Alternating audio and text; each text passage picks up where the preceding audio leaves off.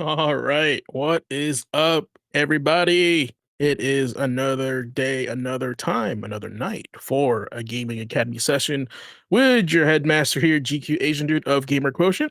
And I am here tonight to introduce you episode 47 of this podcast. So if you guys are out there on the interwebs joining us for the first time today, welcome. You guys are always welcome here to hang out, come chat with us about the stuff we all love the most. But if you have been here ever since episode 1, that is fantastic. And I have a treat for you guys in 3 more episodes. In episode 50, we'll show you something that I've been working on since launch. So, but other than that, welcome back, students, to another session of the Gaming Academy, where we level up your gamer quotient one class at a time. That's right. You're here to learn about video games and get educated. I'm your headmaster, GQAzndood, and tonight we're locking in on another packed syllabus. First up, we're diving into this week in gaming history as always, revisiting milestone classics like Mega Man Legends, actually, Tenchu Stealth Assassins, the first one, and Metal Gear Solid. Now, these are games that have shaped genres, defining generations, and still inspire devs today. And after that, we'll be doing a little bit of quick bites here. We'll unpack this week's hottest stories, especially Hollow Knight Silksong finally has a release date. Gamescom 2025 dropped a truckload of reveals. The Switch 2 continues dominating, and The Witcher 4 takes a bold new direction. And this fall's release lineup might just drain your entire XP bar, aka your wallet. So finally, we'll close tonight with another final boss, where tonight's lesson is about persistence, respawning, and retrying. Because in both gaming and life, it's not about avoiding failure. It's about what you do after you fall. And we talked about this on the podcast before, and we'll continue to talk about it. And as you know, if you have seen the show before, yeah, I don't do this alone. I have my incredible crew over here of mischief. Think of the Gaming Academy as like the ship, of what do you call this? The Bebop. Speaking of Bebop, I know I'll bring the pro in here, Mr. Nick. What's up, man? Oh, you're muted, sir. No audio? Let's try again. There you go. We got you. It's not muted. Oh, well. Hey, what's going on? All right. You're here. Welcome. I'm back. Yeah. Was that accurate? Was the ship called the Bebop? It was. And you are Cowboy correct. Bebop? Okay. Yes, it was. That was the name of the ship. All right. Just making sure, because it's been a while. Bonus points if you can remember the name of all the fighter ships that they had. I can't remember one. Can't remember one. You can remember Spikes at least. Come on now. I don't. Swordfish 2? Come on, man. Nope, I don't. Nope. Okay. Well, at least you recognize the Bebop. That's good enough. Yeah, that's true. That's true. Maybe I got a little help from the title. Yeah, just a little bit, right? But you did guess it was the ship at least, so you did narrow it down. Yeah, it's kind of like what is it? Metroid. Is Metroid the character of Metroid? Stuff like that. Speaking of main character energy, let's bring in all Ace over here and say what's up. How's it going, everybody? Glad to see you back here for another week. Yeah. Man, it's between Gamescom and just like the release schedule for not just games but expansions that's coming up this month and for the rest of the year. This last quarter 25 is gonna be kind of wild. It's gonna be crazy. What's up, Jagos? Jagos says howdy, folks. Howdy. Add a little twang in that message. Yeah, he did have a little bit of. Here he goes. He's listing them tails, Pragmata. He's ready to go. He's ready to rock and roll, man. Speaking of ready to go, do you remember, Ace, any of the notable ships from Cowboy Bebop? Now that we have you here. Well, 2 big ones I can remember right offhand were Bebop itself and, of course, the Swordfish 2. I mean, okay. Come on. That thing is like a fighter jet and a sports car. All right. First of all, what was the ship's name in Outlaw Star? The Outlaw Star. That was a trick question. Let's be real. I don't remember it either. So, anyway, things I do remember are the games we'll be talking about tonight in This Week in Gaming History. But before we get into that, I'm looking at the news and I'm like, wow, there's a lot going on. Happy to hear that Hollow Knight Silksong finally is real, right? I'm shocked that the Switch 2 still dominates hardware because of all I've heard is really bad press was about on the Switch 2 lately. And yeah, this fall is looking pretty crazy, even though there's no Phantom Blade and there's no GTA 6. The GTA 6. I think that's for the best. But here's the awesome thing. Look, listen, the main game that I was worried about this fall is dropping later this week, so I'm good. The fact that people are devs are not maybe I can maybe correct me if I'm wrong. I guess I heard that some devs are pushing their timetables back because of Silksong coming out, and I was like, is this the indie version of GTA 6? No, I have seen a couple of tidbits like that. Yeah, but I think I just thought it was cute that like this after like 7 years, this game's finally coming out, and people are like, oh my, we gotta take our games back because everyone's gonna be playing Silksong, right? So I would say the closest thing to it being like GTA 6 is just that dev cycle time. yeah. There's certainly a lot of hype about it, but it's not like the wide mass market appeal I feel that some of these other games have. It's certainly like one that's been kind of sought after. It kind of felt like a little bit more of like a cult classic almost. It kind of got the rumblings in the like the indie scene, and more people started playing it. I know that for me at least, I'm not picking it up, but that's just because I wasn't really into the series. Not that it's bad or anything, but it's definitely one of those. Not my thing. Yeah. As Jago said, Hollow Knight shot up huge in the last week, though. Yeah, especially when Maximilian was playing it. You know, I follow Maximilian. I've been following him since before when he was doing Call of Duty videos. Right, this is so long ago. Yeah, I think he also had the first recorded Modern Warfare 2 nuke on YouTube, like recorded. So that was pretty impressive for Max. But like he used to be a Call of Duty channel and a Third Strike channel. He wasn't like completely just fighting games. And I was just watching for Third Strike. No, yeah, see exactly right. But now he's kind of like he's the voice when it comes to fighting games. So if he plays something out of his like usual cycle of fighting games, like it's people like listen, people pay attention. So the fact that he put Hollow Knight on his radar, I think that really not put Hollow Knight on the map, but added more eyeballs to. Oh, certainly, that's why so many companies want to leverage influencers so much, and why you see on like the game dev subreddit and indie devs all the time talking about trying to get content creators to try their games and like how difficult it can be, but how worthwhile it can be at the same time. There's always hits or misses. I mean, you'll see a couple stories, recent ones that I saw on the subreddit, just like, hey, I got this content creator to play it. They gave it decent reviews, got a bunch of like thousands of views on it, but wish lists only like 10. Sometimes it just doesn't resonate. But something like this, like you said, it's been in development for 7 years. People have been looking for it. So get tons of eyes on it, and more people. Just like Andre, hey, how's it going, bud? In chat is talking about Onimusha gameplay. Seeing more of that, he's less worried. So a game like this, getting that kind of visibility that looks as good as it does, it's a follow-up to kind of a cult classic gone gold, essentially. Yeah, man, it's gonna blow up. Absolutely. No, we saw Battlefield 2 blow up again, or Battlefront 2. Sorry, Battlefront 2. Yeah. I love it, and it's so cool. Like, there's something about it that like the reinvigoration of like these dead games that at the time people weren't ready for. Like, maybe wishful thinking. What if Evolve just comes back? I'm just saying. That'd be crazy. Well, we know it's not, unfortunately. Yeah, I know. Randomly Evolve 2. I did see some kind of like rumors and news that one of the original creators of Left 4 Dead is creating a new game that's trying to recapture the love of the co-op from that series. So we may potentially see something down the line that's not Back 4 Blood that kind of reinvigorates that. Because I really want to do a community day of playing Left 4 Dead 2 again. It's been a long time since I played it. So much fun to play it, especially on stream with people that are running around with it, because that game can be so chaotic. It's still so much fun, even this dated. Yeah, I mean, I still remember our playthrough. I had a good time with the old game too, so I can only imagine the new stuff. So, maybe we can do a study session with Back 4 Blood if anybody's down. So that'd be kind of fun, like a community night. But yeah, with that said, guys, anything else before we get going here? We'll take a blast from the past. Let's get to it, man. No, I'm just a sleepy boy.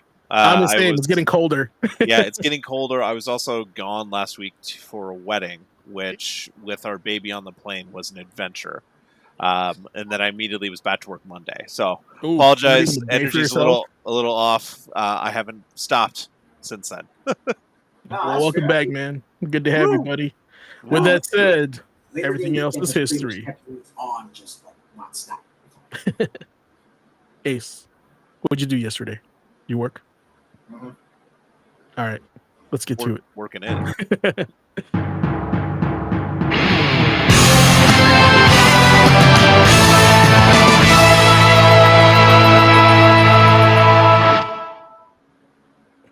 It just still hits good. It's still good. Still good. All right. Well, this segment is called This Week in Gaming History, where we chat about a variety of different games released. Guess when? Historical from August 31st to August 6th. We usually cover the whole week. So if there's any games on this list while we have you here, please mention it in the chat. Tell us your favorite memory about it. Tell us how you feel. Tell us how you really feel about the games we're chatting. So tonight, we're going to start off on August 31st with an oldie and a goodie, and hopefully this one also gets a remaster. Is whoopam Dino Crisis on the PlayStation back in 1999. Also included a Resident Evil 3 Nemesis demo disc. Remember those when you used to get demo disc with your games? So Yes. this one was it. So speaking of Max playing games, he actually just played this like a few months ago, and because the whole hype of like remastering all the Resident Evils, and I'm gonna be real with you, like it was kind of boring to watch. I never knew there were so much more puzzles in Resident Evil. So it's been a while. I haven't played Dino Crisis 2, but it's just like watching Max play this. I was like, man, there's like more puzzles in this than action and horror. So maybe that can be something that they can change down the road or kind of mix things up. So what do you got? What are you guys' thoughts on the Dino Crisis series? Played a little bit of the first one. Haven't really touched two, but again, the puzzles in the first one were kind of my stumbling block because around that time I was also going back and playing stuff like Xenogears, Great Fencer Musashi, Final Fantasy VIII, and a whole hell of a lot of Street Fighter EX. Yeah, I mean, like 1999 was a great year for Capcom for like the games that they were releasing. They were just releasing them on the PlayStation. Matter of fact, this list right here has a bunch of them on the PlayStation, not necessarily Capcom, but just on the PlayStation in general. Yeah. You have that up, Nick? I'll put it up here. So, is that a costume, or is that a prototype? It looks like a Lara Croft costume for a second. But yeah, it has the same appeal as like the 2, 3. That's probably why they put the RE3 Nemesis demo disc in here, because if you like Resident Evil, you'll probably like this. It's with dinosaurs, but the pacing of the game is really off. Your progress gets hindered a lot by all these like puzzles you got to do, mix around, right? And then you're just like, I just want to shoot dinosaurs, but like it's just so much slower than the Resident Evil games, right? I think they really wanted, for some reason, they just cranked up the puzzle like slider on their design portion of this more so than ever before. But if you guys haven't played it, the difference with this and Resident Evil is that the dinosaurs, I think, respawn and they also follow you from room to room, depending on the certain rooms. So that remake that they had in the GameCube, where some of the zombies actually chased you to another room, it actually probably came from this game because some of the dinosaurs did know how to open doors and come to other rooms, so which is super scary if you think about it, like very Jurassic Park. Yeah, I wouldn't be surprised if a lot of the tech that was introduced in Resident Evil 3 was, stuff that they had basically brought over from 2 and polished for Dino Crisis. I wouldn't be surprised. Like, and we were just talking about like, I'm playing Spider-Man right now, and I was looking at the budget of Spider-Man, and then Spider-Man 3 or Spider-Man 2 had like triple the budget, and I was like, why does the budget got to be triple when they already have all the assets already? So I'm missing something here. So it's also a different era, different time. So to me, if I wouldn't be surprised if they have used from all the other Resident Evil to make this. My suspicion is that's how they got RE3 remake released so fast, is because they use all the assets from 2 to just make technically an expansion of 2 into 3, right? Because the time difference when 2 remake was made versus 3 remake was made was like not even half the length. It was so much faster. It was like within a year or two, I think. And I was like, wow, that was really quick. How did they do that? But then you realize they've already made the game before, so they're just hopefully. I'm not so sure. Yeah, I'm not a pro, it's kind of but I quick. but I do play one on TV. All right, some other games that were released on the PlayStation. I'll actually just this day, Beyond the Beyond on the PlayStation in 1996. That was an awesome one, from what I remember. Nights into Dreams, if you own a Saturn, also came out in 1996. My personal favorite on this list, Nuclear Strike, on 1997. So if you ever played Desert Strike or Jungle Strike, Nuclear Strike was like the one where I think it was in Russia. No, that's Soviet Strike. This one was in the U.S. I think.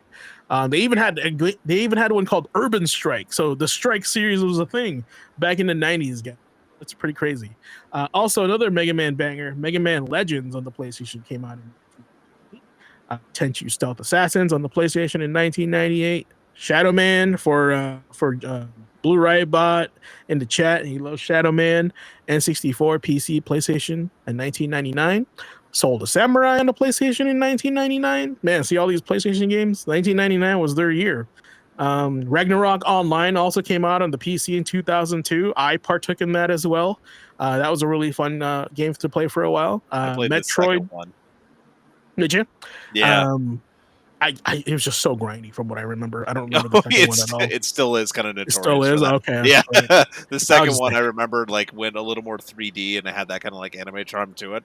I definitely played it because I was like, that was surfing because the second one came out a little bit later. When I was surfing around for anything but WoW, when I was trying to find like WoW alternatives, I gave that one a shot. It was fun for what it was. Like I remember the classes being decent and playing pretty well, and the like team, anytime you kind of go into dungeons and stuff played well enough, but it definitely was grindy. I remember that. That was like one of the biggest things, if you still look it up to this day, is definitely like the grind is brought up first, which is crazy because so many other games did grind too, but apparently this was just so much worse. More noticeable, yeah, from what I remember. I just remember playing a lot, but not like improving a lot of my character. So that's kind of why I stopped playing it. All right, some other ones here. Metroid Other M on the Wii in 2010, and JoJo's Bizarre Adventure All-Star Battle R on the PlayStation 2022 in Japan. What a good day for PlayStation. What day was that in 1999? Was that a Thursday? It's got to be a Thursday because Thursday or Tuesday because those are release days, right? Mm-hmm. Are you guys wanting a Dino Crisis remake in the style of like RE2 at all? I mean, I would like to see it reimagined a little bit. I didn't really play it when it first came out. When you guys were talking about it, that was like the one thing I remember is this is one I tried way after the fact because I saw it. I'm like, okay, it's Resident Evil. Oh, but sweet, it has dinosaurs in it. Like we were talking about before. That's the vibe it had. I do remember having like a really cheesy like B movie kind of like feel to it. And I think that's what I kind of liked about it. So like having it updated and fixing something. I remember this being really slow and plotting. Just looking at this video too, I'm like, man, the pacing can use a little bit of a tweak and maybe more dinosaurs. So yeah, I would see a reimagining of it. And like you mentioned, Max and other content creators have been talking about having like an update like the Resident Evil series has had on this. It's sought after. It just depends on how much it's going to cost, right? How much is it going to cost to build that out? And how many do they have to sell? Demand, right? Like who cares about Dino Crisis these days? Because keep in mind, they made Dino Crisis 2, which is more action packed, right? And then 3 was an Xbox exclusive in space. And you're like, what? That's one of those ones where people are like, there is no 3 in the series. Yeah. It doesn't exist. It's dead. Yeah, it was just a weird time. And I was like, I remember seeing it in the store and I was like, what is this? As far as I'm concerned, it just goes 1, 2, Exo Primal. That's true. That's true. Here's I'm gonna pull something up here and check this out. This is from a indie studio. It's just like an idea of what it could be. And I don't know if you guys have probably seen this already, but this is pretty impressive. I'm thinking this is what the gamers want to have as far as like a remake goes.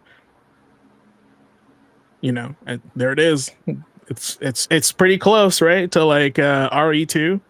No, this is just a conceptual like look of what it could be, and I think what I would like is I don't want I don't want the safety of going to another room if that's like the big catch.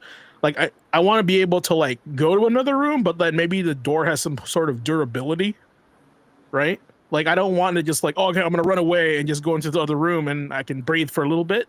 Like I want dinosaurs to be actively hunting you, and like the alien from Isolation, right? Give them a little bit of AI, but like the safety of like maybe some rooms will be like dino free for sure, but like I think doors should just be an obstacle, not a safety net for a lot of people.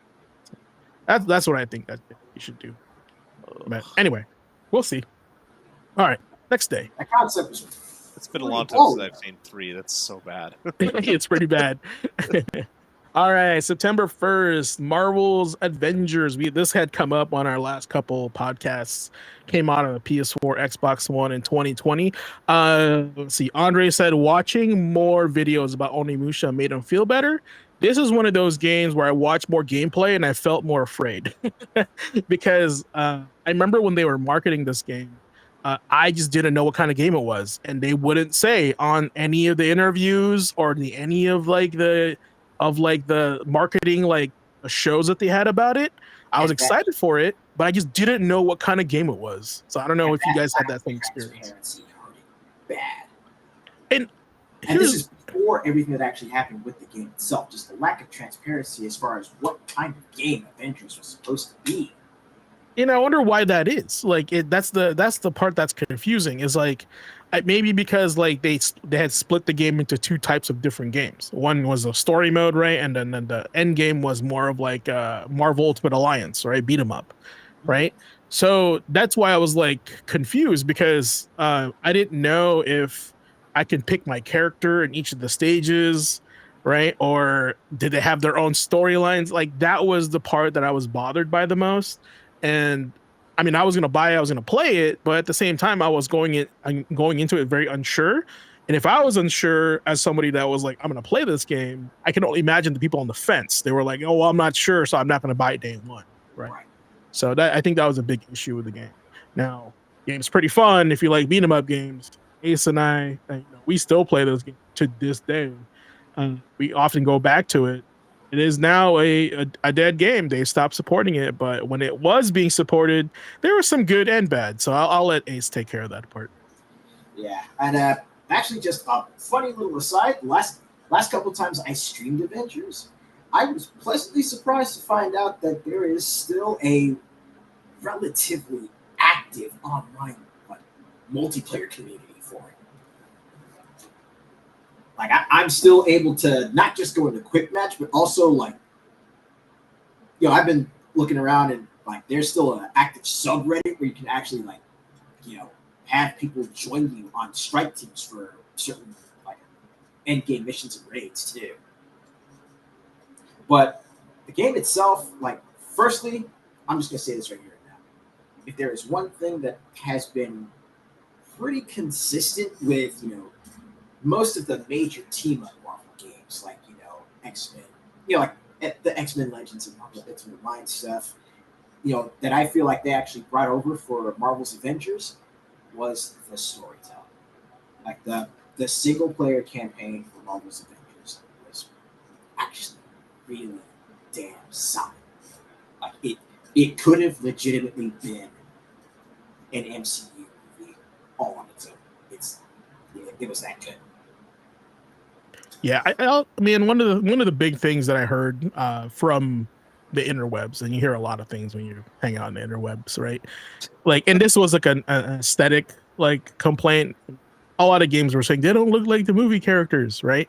And I think that because the movies had set the expectation, this was coming after what 2020 was this Infinity War or Endgame? Yeah, right. Infinity War, right? So of course they're reaching the peak of the MCU, and to have a game come out that don't look like the characters, and I understand why, because that's expensive for the budget, right?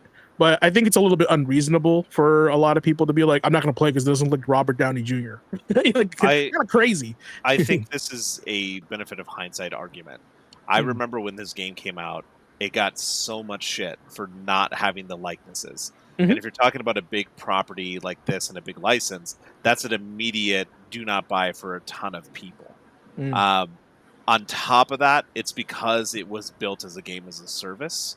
So from the get go, it, as a couple of people in the chat have said, as well as you two, this thing Opinion. deserved a lot better. Just because from its base, it was built as a super repetitive kind of thing, and it got super grindy out of the gate.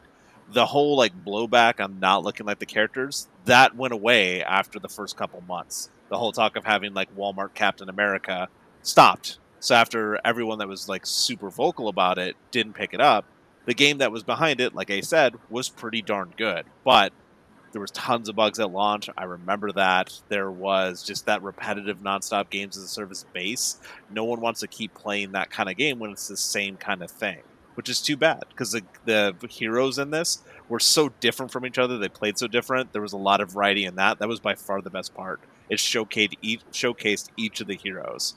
And That's what it here's should have done from the beginning. right. It just put the And here's the focus on the thing. wrong thing. Like the kind of game mechanically that Marvel's Avengers was. I'm gonna keep saying this, but there was already a competitor on the market that pretty much was showing everybody how it was done and still taking their lunch money. Warframe. The way that Warframe, had set up, each of their different, heroes effectively. Uh, that kind of robustness in the playstyles was definitely here in Avengers, and it's like they took a lot of the basics, or at least patterned a lot of the basics alongside Warframe, but didn't really, you know, didn't really take from it the lessons that Warframe had not only learned itself but taught the rest of its contemporaries over the course of its years. It's almost like the consideration for what games as a service is differs so greatly between like major companies. The games as a service is always the same. That's why people get burnt out on it so often. It's the like Eastern developers or the ones that kind of are off the beaten path, or even indie developers that try games as a service that offer more. There's just too much mainstream, constantly the same. And then based on what Jagos is saying in chat, talking about bad marketing, failed expectations, I was in marketing meetings for this behind closed doors before this game was launched. They had a pretty clear message from the get go. There wasn't an issue with like the marketing of this game. The expectations, that's a different conversation because again, it wasn't from base build as a games as a service, at least not as big as some of the other ones out at the time. It was certainly like mentioned, but the lack of content is the issue. People knew kind of what they were getting into when they played this game. They saw QTEs, they saw these kind of like samey kind of things. It has a decent story, but the lack of content keeps it from being fresh. So failed expectations, I'd say that's a hindsight thing. And not just the lack of content, but also a distressing lack of communication in regards to just the progress of the game's development in general. Again, that kind of lack of transparency that hurt it before launch continued to hurt it afterwards. Right, and this is not to speak ill of people at Crystal Dynamics, but do you think Crystal Dynamics was the team to get this kind of game versus the stuff they've kind of made before? Do you think maybe there's some other teams on the market? Again, plenty of talented people were there when they made this. I'm not saying it wasn't that. I got to know a few of them behind those closed doors things, but when I saw it, it's like, yeah, cool. It has some aspect to it, but is this the right team? Is this their strength kind of thing? And on top of that, there was a lot that they were promising. There was a lot that they were promising, and a lot that they didn't really have. It feels like they didn't have the opportunity to deliver on what they promised because that initial lack of content had their publishers and investors pretty gun shy. Was this also a victim of Square numbers where they're like, oh, Yep. it only sold like 5 million copies? Yep. I guess like when you have a brand, like when you have a license Avengers, it's gonna come with like high expectations, right? Anyway, to answer your question, Nick, I think Crystal Dynamics did a great job. And I don't think that's the issue. I think the issue is that, yeah, content was definitely an issue, but they were definitely looking to stretch this baby out for a long time. You know, they even when they stopped making the content and they were like stopped supporting it, they even just released the assets they were working on War Machine because they were still working on something before they pulled the plug. You know, so And keep in mind the release on this one was September. What was it again? September 1st. yeah, Looking at these sales numbers, by the time it hit, what is it, November? It's over the next year's. I think it said it sold 3 million copies. That is nothing to like sneeze at. it's Maybe pretty not enough good. to I like get mean, it back, but that's a pretty good sale on this, it's right? Square numbers. Yeah, It's not to sneeze at, but it's not Square numbers. Yeah, it sold 3 million copies by November 2020. yeah. The thing too is like I don't mind. Here's the thing that I think this was also maybe it's past that. Like we were in the era of like loot boxes at the time, right? And then loot boxes was like the big complaint. And now before battle passes became a thing, and now we want to get back to loot boxes because of battle pass. Yeah, And when I say we, I'd say I'm using Overwatch as an example. right. And the response from Square on this game's failure was like, obviously it's a failure for us. It didn't make money. We lost, 63 some odd million from it, looking at these reports here. Yeah. But the biggest thing in the response to it was that the game is a commercial disappointment, but we're reaffirming that the service games is an important focus for the company in the future. So yeah, this failed, but games as a service. Bro, they're not listening. I swear. Like the whole WB Justice League thing is so crazy. How they're like, Oh my god, I can't believe that was in the news and we brought it up. I'm like, this has to be fake. This can't be real. They're not actually like, doing this. some like executive was like, "Yeah, we understand the Suicide Squad failed, but come on, lives as a service where it's gonna make us the money." All right? I don't know why he's a gangster, but that's how he is. This is an untapped potential. Yeah, exactly. It's so silly. They're so out of touch, but whatever. All right. Other games that came out on the first before we rage Marvel's Avengers, because I actually enjoyed this game thoroughly. Mega Man 7 on the Super Nintendo in 1995. Give a little love to Rayman on a Jaguar in 1995 also. Turok Evolution came out on everything on 2009. For those PSP fans in 2009, Soul Calibur Broken Destiny came out on PSP. The Sims 4 can't brush out the Sims 4. That's like one of the biggest releases for in gaming like history. Back in 2014, a tiny little game from WB called Mad Max came out on everything in 2015. Don't forget, Metal Gear Solid 5: The Phantom Pain also came out in 2015. So this was a pretty big day. Also, Starfield back in 2023, and supposedly Hell Is Us is coming out or came out yesterday in this year. So Mad Max deserved better as well. Mm-hmm. Open world I agree. Mad Max I game, agree. like especially after seeing what they've done with the IP since then, like I would love to play like a Fury Road version of that kind of open world kind of thing. It also has one of my favorite little marketing things. They had a bottle opener that was a sawed-off shotgun that said Mad Max on the side. I loved that thing. It was so cool to get it. You only got those at like the events kind of thing. So, I gave it to a buddy of mine who's a huge Mad Max fan.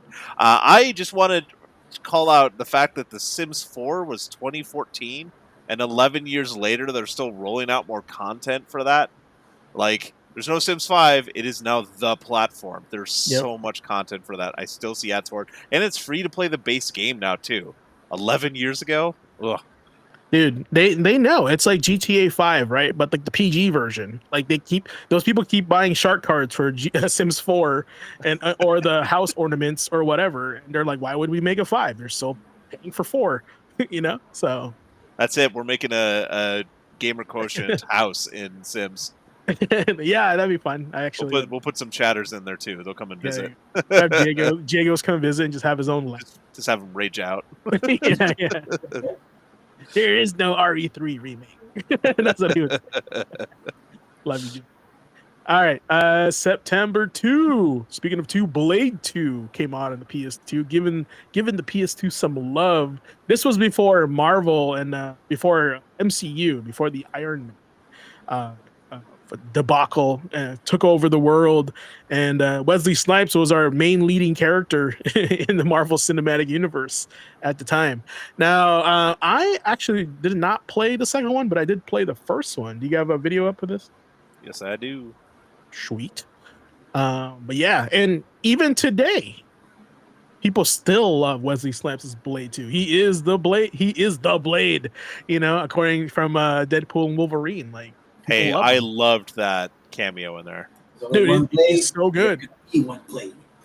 To the Only be point one that Blade. there's all this like rumors going around now that the Ali one got canceled or has just been like put in development hell and is now being changed because they want Wesley Snipes back. Like, makes sense. I mean, he is the fan favorite, but it was really Which I was is really hoping to see like his take on it instead. But yeah. it sucks that it keeps running into this like development hell kind of thing. We have a multiverse now, so a lot of this can still happen. Like he could show up in Secret Wars, Avengers Doomsday, right? So, but apparently they're trying to make some sort of like mystical like universe of of the MCU, because like Marvel and like Avengers is cosmic, right? And then there's a street level heroes like Daredevil, Luke Cage, right? Punisher are all street level heroes. They want to do like a mystical one with like Doctor Strange, like Blade, Black Knight, right? All the Moon Knight, all the ones that have like powers of like the mystic arts. Yeah. So Blade is like definitely part of that, part of that crew, and he was the latest character released in Marvel Rivals. So I think he still has a future in Marvel, in some way or form, right? So he don't count out, Blade yet. Blade don't pay taxes. He doesn't. That's why Expendables 2, it was really funny. He was there. Was it the second one or the third one? I can't remember. No, it was 3. It's 3. Mm-hmm. Okay, yeah, no, just punched that dude's head off. yeah. Now, these MCU games or just MCU Marvel games were great from the time. For those that are like kind of like, these look pretty mid. Like think about like the era. Right? This is like kind of what we had. The best one, in my opinion, out of all these games for PlayStation 2, Ghost Rider. Ghost Rider was just God of War, but Marvel. It was Ghost Rider and Hulk Ultimate Destruction. Yeah, Hulk Ultimate Destruction, and then I would say like non-Ultimate Alliance games. And versus those, those are totally different. But Marvel Ultimate Spider-Man, pretty good too. Yeah, check that out. Some other games that came out on the 2nd of September. Live a Live was actually an originally Super Nintendo game back in 1994, not a Switch game. So good to know. Front Mission 3 on a PlayStation in 1999 in Japan. I definitely picked that up when I first came out. Wild Arms 2 on the PlayStation in 1999 in Japan. Terminator 3: The Redemption on the PlayStation 2 and Xbox in 2004. I remember seeing that at the game store quite often. I think it had a foil cover also, which was like very unique on the Xbox. And also Infinite Undiscovery came out on the 360 in 2008. So one of my favorite Japanese translation titles that we had on the wall when people are like, I need funny names. Infinite Undiscovery. What does it mean? You're never going to find anything. That's what it means. Infinite. Now you got Wild Arms 2 up here. Go and talk about that while I look up my copy of Formation. Now, Wild Arms 2 has something of a special place in my heart. Not just because I absolutely loved the game, played through the entirety of that thing on the PlayStation, but it was also the first multi-disc RPG that I played where like the changes, like the change in the vibe was significant when you popped in disc 2. Like not only did the first disc end on major like climactic sort of cliffhanger, but then you pop in disc 2 and it's got a different opening. Whoa, that's cool. I didn't even know that. Like that had me bugging because I'm like, oh, this is getting serious. Can you play disc 2 without disc 1? Well, you can put it in, but it'll if you don't have any data that's saved to disc 2, then you'll have to start back. Okay. Golgotha Prison. But again, Wild Arms 2, it carries on that that really awesome tradition of mixing spaghetti western with kind of sword and sword. No way. Sword. Hey, I didn't even know I had a copy. Sick. Look at that. Dope. Let's go. That's what's up. All right, Chad. Since we have you here, favorite Wild Arms cover art. Now here's 2 of them right now. 5 is pretty good. That's very westerny on 5. Personally, at the very least, in the U.S., 2's got my favorite cover. 2 is pretty sick. I mean, look at the cover of 2. It's got that like sunset. It's pretty dope.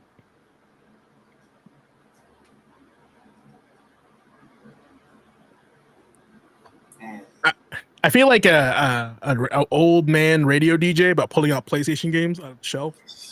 You know what I'm talking about? They're like, you got a request? Let me pull that out. But it's like a PlayStation. So. I'm trying to set up a shelf like that at the very least with PS3, 4, and 5 games. The PlayStation wall. Yeah, I need to start collecting the PS1 games too, so that way I'll have my showcase section. Better sooner than later. They're getting out of control, in my opinion. Right. So keep that in mind. All right. Let's do Retry. Another banger of a game. Man, this PlayStation is killing it, right? September 3, Metal Gear Solid changed the world. 1998 in Japan. I remember picking this up at the GameStop in the mall. I think it was called EB Games. It was EB. Still? Yeah, it was EB Games still, because it was the one that was like by the food court. And I was just like, yo, this is, because I remember playing this on the demo. Of this, and I was like, dude, this is it. This is the future of gaming. I just remember saying that. And I was like, I cleared my calendar. My 17-year-old self cleared the calendar.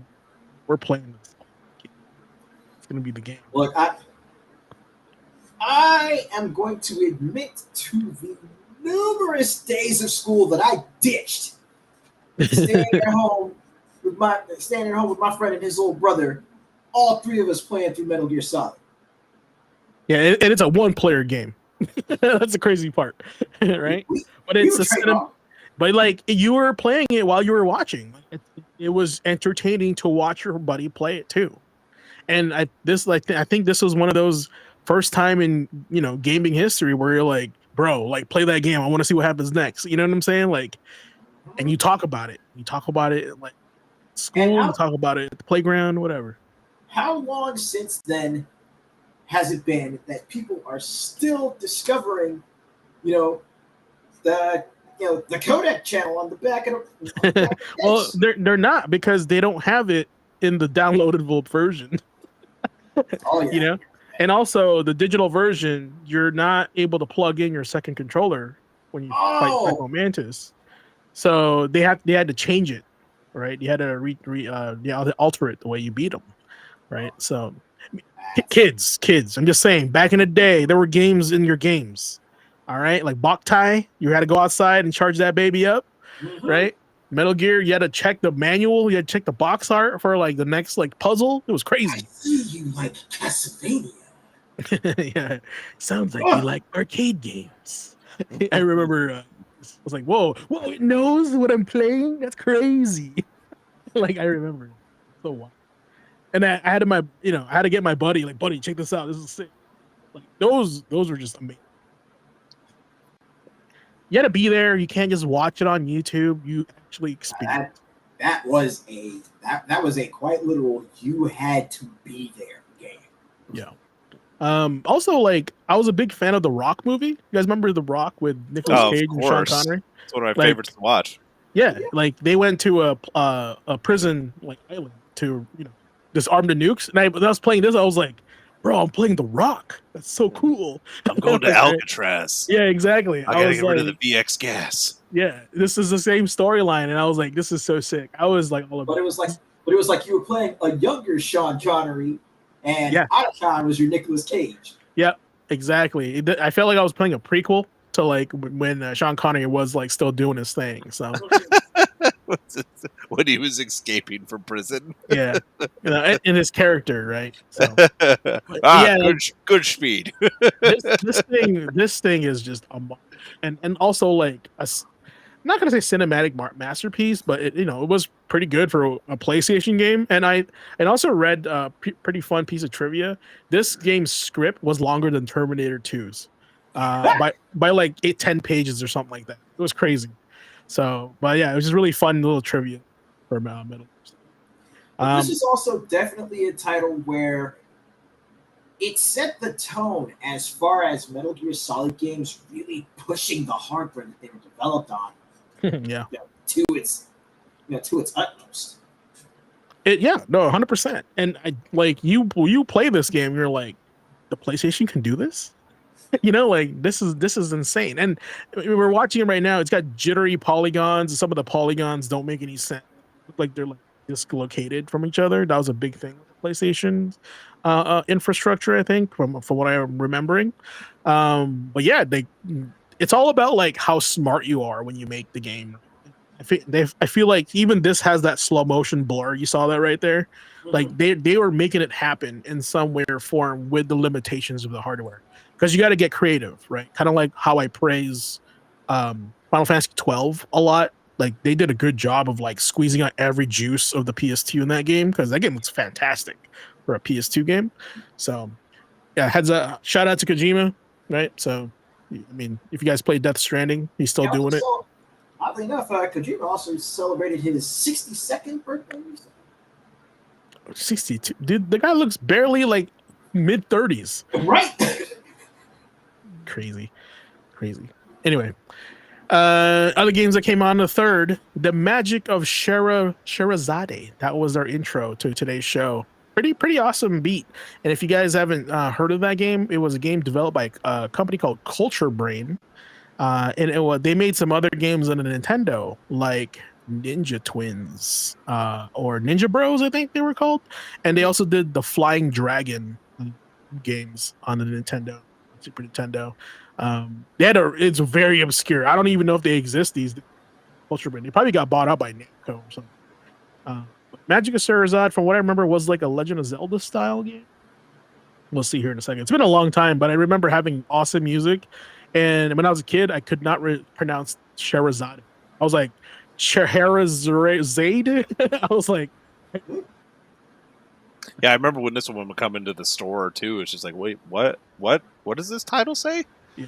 Shout out to the box art, too. The box art on this is but I'll read off some other games that came out. Not too much. But Face Breaker on the PS3, if you guys remember that, in 2008. That was a fun little arcadey game there. DOA 5, or Dead or Alive 5 Ultimate on the PlayStation 3 and the 360 in 2013. And shout out to Rayman Legends coming back in 2013, multiplayer. And I think that's like one of the games we recommended for like kids whenever the parents would come in. That was a good one. And a Diablo-like pixel art game called Children of Morta came out on a PC in 2019. I actually played that on stream a long time ago, probably in 2019 when it first came out, or 2020 probably. I thoroughly enjoyed it. It was like I felt like I was playing a Ghibli movie, but like in pixel art form. But it plays like Diablo. If you can find some video, cool. But it's really fun. I highly recommend it because you play as different members of the family, and each member of the family has different ability stats, right? So, and I think it's like if your character dies in a run, you have to rescue them with another family member before you can replay them again, right? But it's like a Diablo style like dungeon, like a almost roguelike at the same time. Art direction on this is super cool. The storytelling is fantastic. I think this game was like $20 or less when I played it. Like it's highly worth it for the entertainment value for the price. But like I said, like great storytelling, like, and the visuals is, if you like pixel art, it's like up there for me. Children of Morta. Yeah, this looks great. It kind of reminds me of Secret of Mana, almost like the storytelling for Secret of Mana. There's a mana tree and all that stuff. Check it out. Is there some gameplay going on real quick? Oh, story. Yeah, there you go. It's like Diablo. And then I think it's also procedurally generated. This is the scripted parts. Oh. Yeah, Jago says you upgrade to family members with what you get on the run. So Yeah, and it kind does of have like, co-op. what year was that? 2019. 2019. Yeah. So definitely during that time, as we started seeing more and more of like the roguelites Mhm. become a thing. Yeah. Yeah. It was just super impressive. I didn't know what it was actually, and then they had to release the physical copy of it. So I was actually at the GameStop looking at my phone, like, what is Children of Morta gameplay? And I was like, wow, actually it's like Diablo. It's pretty cool. $20, I'll check it out. Best $20 I played for the weekend. Had a good time. Haven't touched it since, but not a lot of people know about it because it doesn't have online. It just has, which is pretty awesome. Local co-op's pretty great. Sweet. All right. Here's a game that everybody remembers, right? On September 4th, Actually, I do. Frank Thomas Big Hurt Baseball came out in 1995 in the Sega Genesis. I wanted to give the Genesis some love because I love featuring retro games, but back in the day, you notice that there's more modern games coming out sooner and faster than old retro games back in the day. They were just longer to make back in the day, I remember I had to wait like Street Fighter for like 2 years after they came out in the arcade. And again, this right here is part of a long list of sports games that came out in the 90s that that actually featured specific athletes on the cover. Oh yeah. Joe Montana, Riddick Bowe, right? George Foreman, right? Evander Holyfield. Chat, watching this game like looks pretty good. Like this could be an indie game now. Like think about it. It's just squeezing out the juice of the Sega Gen because the color palette for the Sega Genesis is only like I think 256 colors, right? This is definitely like maxing it. This is like Donkey Kong Country levels of. This is amazing. I just remember buying this game just because of Frank Thomas. I grew up on the South Side, so it's like You're watched him play. Yeah, I watched Yeah. him play when I was a kid, so I bought it just for that. I will say I remember playing Little League Baseball in the NES a lot more than this one. Like that one, just like we had it in our household early, so it was just the one I gravitated to because I got used to playing it. Right, compared to this one. What about you, Ace? You have a baseball game that you played retro or back in the day? Bases Loaded. Yeah, Bases Loaded was kind of like the MLB at the time. Like Bases Loaded and let's see, it was Bases Loaded, RBI Baseball, and Man. Yeah, I remember RBI. RBI, but is it running bases in, right? Mm-hmm. We also had like we already talked about it before, but like having baseball stars. Not quite sports solid, like realism, but yeah. No, but it was like that game was just sick. Like when you watch it on the arcades, like this is so cool. Baseball 2020. Yeah, those were both great. Like Neo Geo had some great games. Nick, look up Slam Dunk on the Neo Geo. Oh, so good. This was like a 3v3 street ball game, and I was like, I saw a video of this like randomly on my reel, and I was like, whoa, I remember this game. This game was so sick. And, and I was just like, Slam Dunk or Street Hoop? I think it's Street Hoop. Street Hoop. It was only on the Neo Geo because I knew I was looking for it. Super Nintendo. It's too good. Yeah, Dunk Dream. That's what it was. Yeah, this is so sick, dude. I remember playing this, and just because like this was their NBA Jam, right? Without the NBA title, and I was like, dude, this is Neo Geo NBA Jam. This is fire. Dude. Look at that. They just have a really cool art direction when it comes to their sports games. Look how vibrant, colorful it is. That and with the scores and stuff, this is Neo Geo as hell. Like anyone who's seen like a Neo Geo arcade, yeah, exactly. Yeah. There's also a lot of white dudes playing. Oh, yeah, it's Japan versus Italy. That's one. Okay, that makes sense. Oh, I just realized they have their Italian colors and their Japan colors. That's funny. Yeah, this game is sick. I always enjoyed this type of sports game because the Bugs Bunny Crazy Baseball was a really good one. You guys ever play that? Or Crazy Basketball, whatever? No. That was a fun one. The Crazy Castles line. The Crazy Castle. Yeah, the Bugs Bunny Slam Dunk game, whatever it was really fun too. Because every character had a different ability. Anyway, great sports games on the retro era. Other games that came out in 94. Medal of Honor Airborne. I miss Medal of Honor. I wonder what on the PC and 360 in 2007, Outlast on the PC in 2013, and most recently, the Tony Hawk Pro Skater 1 2 came out on PC, PS4, Xbox One. Wow, in 2020? Really? I thought that was like last year. Yeah. even the that even pretty the much came remake out, is like, literally right around the time of Avengers. I know like 3 and 4 had just come out. That's a crazy dunk. There we go. There's the crazy stuff we're looking for. Well, when is our street hoop tournament?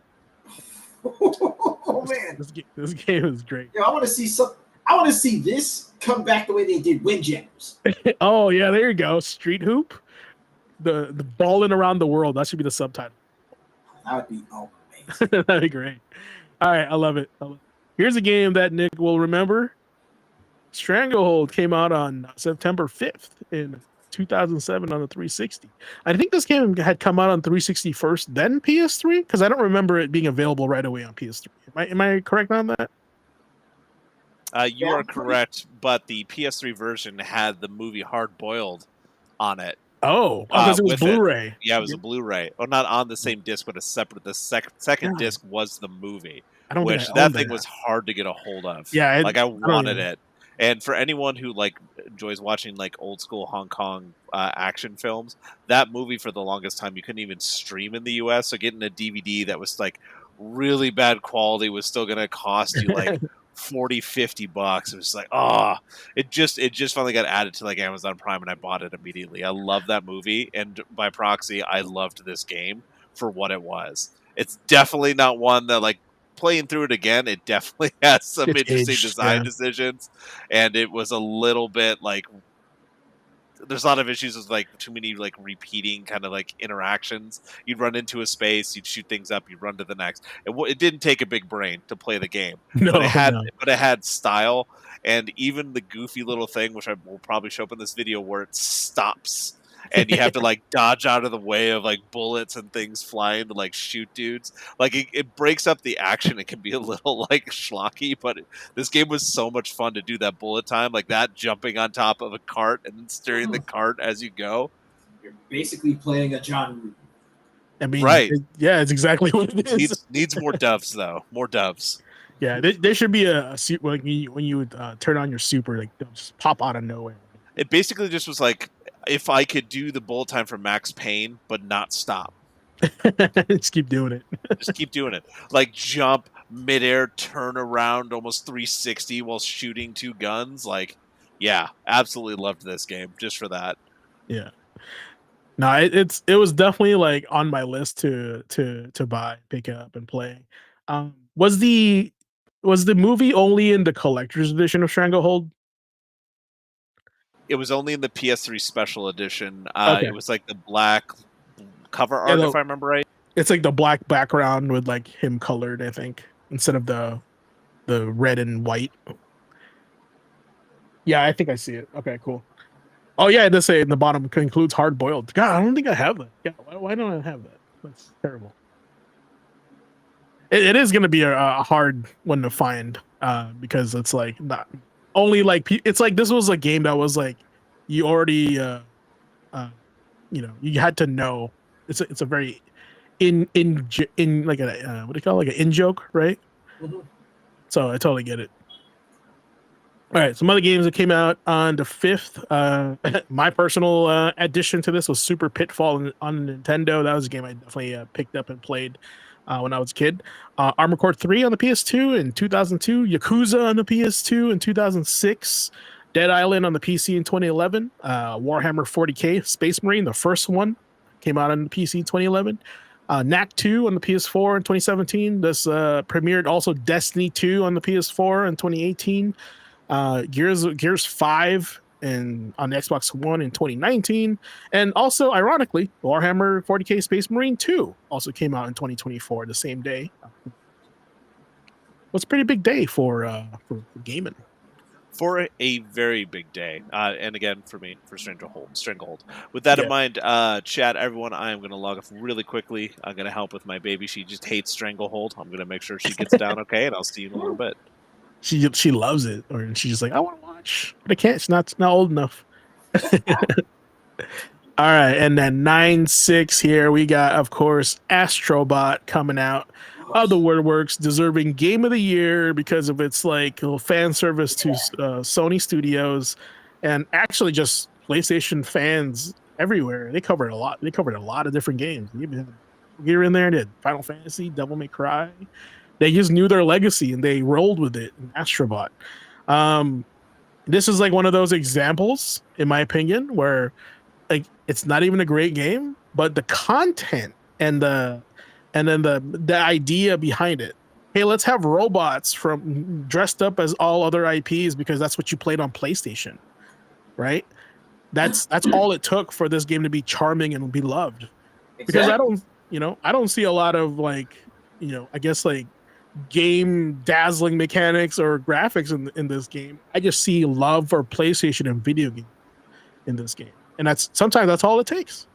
And from what I've seen as far as like the gameplay, and especially from what Andre's been telling me about it, it takes tried and true collectathon mascot platformer game mechanics.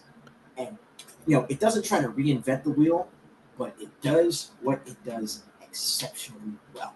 And then you add to that the mascot bots, and you've got a recipe for success. Bro, this art right here, this cover art is an advertisement for PlayStation, not just Astrobot, just for PlayStation. Look at all the heroes over here. The only thing that they're missing is what do you call it? Generational heroes, right? Like let's talk about where's Parappa? Where's the PlayStation 1 heroes of Stone? Where's Parappa? Where's Crash? Where's Jumping Flash? Yeah, that's what I mean. Like this right here is the love for PlayStation. Now, here's the thing. I think Xbox should make one their own. I think Xbox should maybe capitalize on the rare IPs that are only showing up in there. Brother, I want to see the Battletoads ripping and running with Conquer. That's what I'm saying. Like, and I don't mind it if they mix it up and Master Chief shows up or Marcus from Gears of War. Like, dude, go crazy. Yeah, go crazy, dude. Like, just create your own like Microsoft IP game that's like has all our IPs and characters in it. I think that's what Microsoft needs. I think they need they need to return back to the love of their games because they keep talking about like you can play your Xbox games on anything now. Okay, but what games? Like, what are you talking about? That's not on on Xbox. It's on everything else, right? So if they want to sell more hardware, they got to entice people with the games that are going to be on there, because there's still like yearly limitations on exclusivity on some of those games on PlayStation, right? They got to still wait a year on some of these games to show up on PC. I mean, it's like instead of hardware being the platforms, it's games that are platforms, right? Yeah, and that's wild. Like we talked about last time, how it was interesting that it's not about the amount of games people are playing these days. It's about the amount of time they play on each game now. That's what they are recording now, which is like you and I's generation. We beat a game like over the weekend, right? Because like games were just not that long. They didn't have a lot of support. Like finish the story, you were done, right? Or you collected everything. But now it's like, oh, there's a season pass, there's a battle pass, there's an update. So it's a whole new world out there for games. And sometimes it's good, sometimes it's like, oh, I don't know if I want to do this anymore, Right. So, but yeah, some other games that come out on that day. Another Turok game, Turok 3, Shadow of Oblivion on the N64, 2000. Shenmue 2 also came out on the Dreamcast, 2001 in Japan. Yu-Gi-Oh! Duelist of the Roses on PS2, 2001 in Japan. I specifically bought that for some cards. I think it was like Toon World or something. Like it was the Maximilian like cards. It was Blue Eyes Toon Dragon or something. Right. They came out with it. Here's one, Radiata Stories on the PS2. Did you ever play that? That was a Square game. I played that a little bit. That was another like underrated Square Enix gem on the PS2. I always thought Radiata Stories was like the Vagrant story of the PS2 era because it's like it came out like in the tail end of the PS2 and we were kind of moving on the system. So it came out in 2005. Resistance 3 came out on PS3 in 2011. Whenever you get it, I'm gonna get another one of those. That could be a not that I want it to be, but that could be a good live service game. The war keeps coming on. The aliens keep invading. Well, no, we got that. You want to know what that's called? Helldivers 2. That's right. And now we just need those guys need to be another a guest faction. Helldivers 2. I was about to say actually what we need now is we need the divers. Sorry, we need the soldiers and the bugs from fucking Earth Defense Force. Yeah, that could be another war bond. 100%. If the ODST can make it into Helldivers, I can only imagine the EDF, right? Just guess they're going to be called something else, of course. The EDF could make it there. The SDF, the Super Democracy Force. Yeah, exactly. A little fun game called SNK Heroines. And the Tag Team Frenzy came out on the Switch and PS4. Did you ever play this one, Ace? It's like the all-girl SNK game. Okay. You ever play Blade Strangers? You had that last time. Like once or twice, I think. Okay. I think I might have played Blade Strangers as I think it might have actually been one of the times where they were still demoing games over Reset. Yeah, probably. Yeah, I just remember this control scheme for SNK Heroes was like modern mode on Street Fighter 6. Like they didn't have the traditional fireball motions and stuff. They were like up special, down special, something like that. Yeah. So it was definitely a game made to be more like simplified, kind of like Blaze Blue Cross Battle. I think very similar to that. But yeah, that was 9-6. Yeah. Any chat? Anything in there that you saw that you liked or stories? Shenmue 2. Anybody got a Shenmue 2 story you want to share? I didn't have a Dreamcast. I only rented one, and I spent almost like $100 trying to rent a Dreamcast and 3 games, I think. And I really wanted one, but it was expensive. It was like $300. And I just remember I remember driving to Bellingham, which I live there now, right?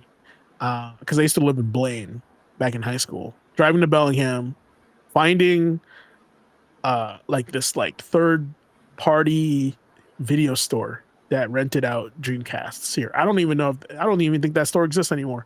It was a video store. It wasn't a Blockbuster because I remember getting the Dreamcast in a suitcase, and then driving back to Blaine to play it, and I was like, dude, this is gonna be the best weekend ever. I got Facebreaker here. I got who else? I think at the time it was like Soul Calibur. We also rented Soul Calibur, and we definitely got Crazy Taxi. That was like Soul Calibur, Crazy Taxi, and Facebreaker, I think. And for 2 controllers, the Dreamcast itself for the weekend, it was like 2 days or something. It ended up being like $75 for the rental. And I was like, my God, hope this is worth it. So $75 in like 2001 is a lot of money. 2001. All right. Anyway, folks, that is your week in gaming history.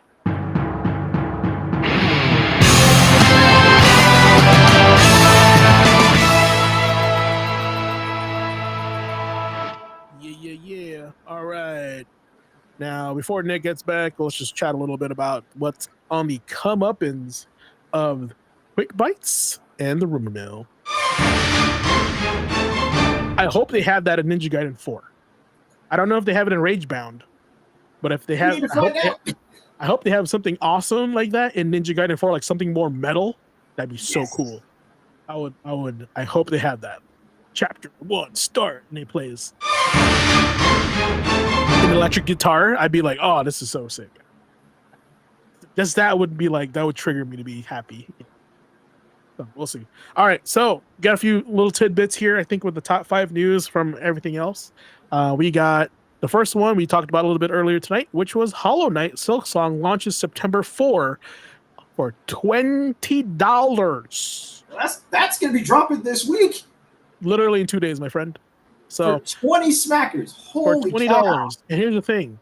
Some people are upset because Hollow Knight back then was $14.99.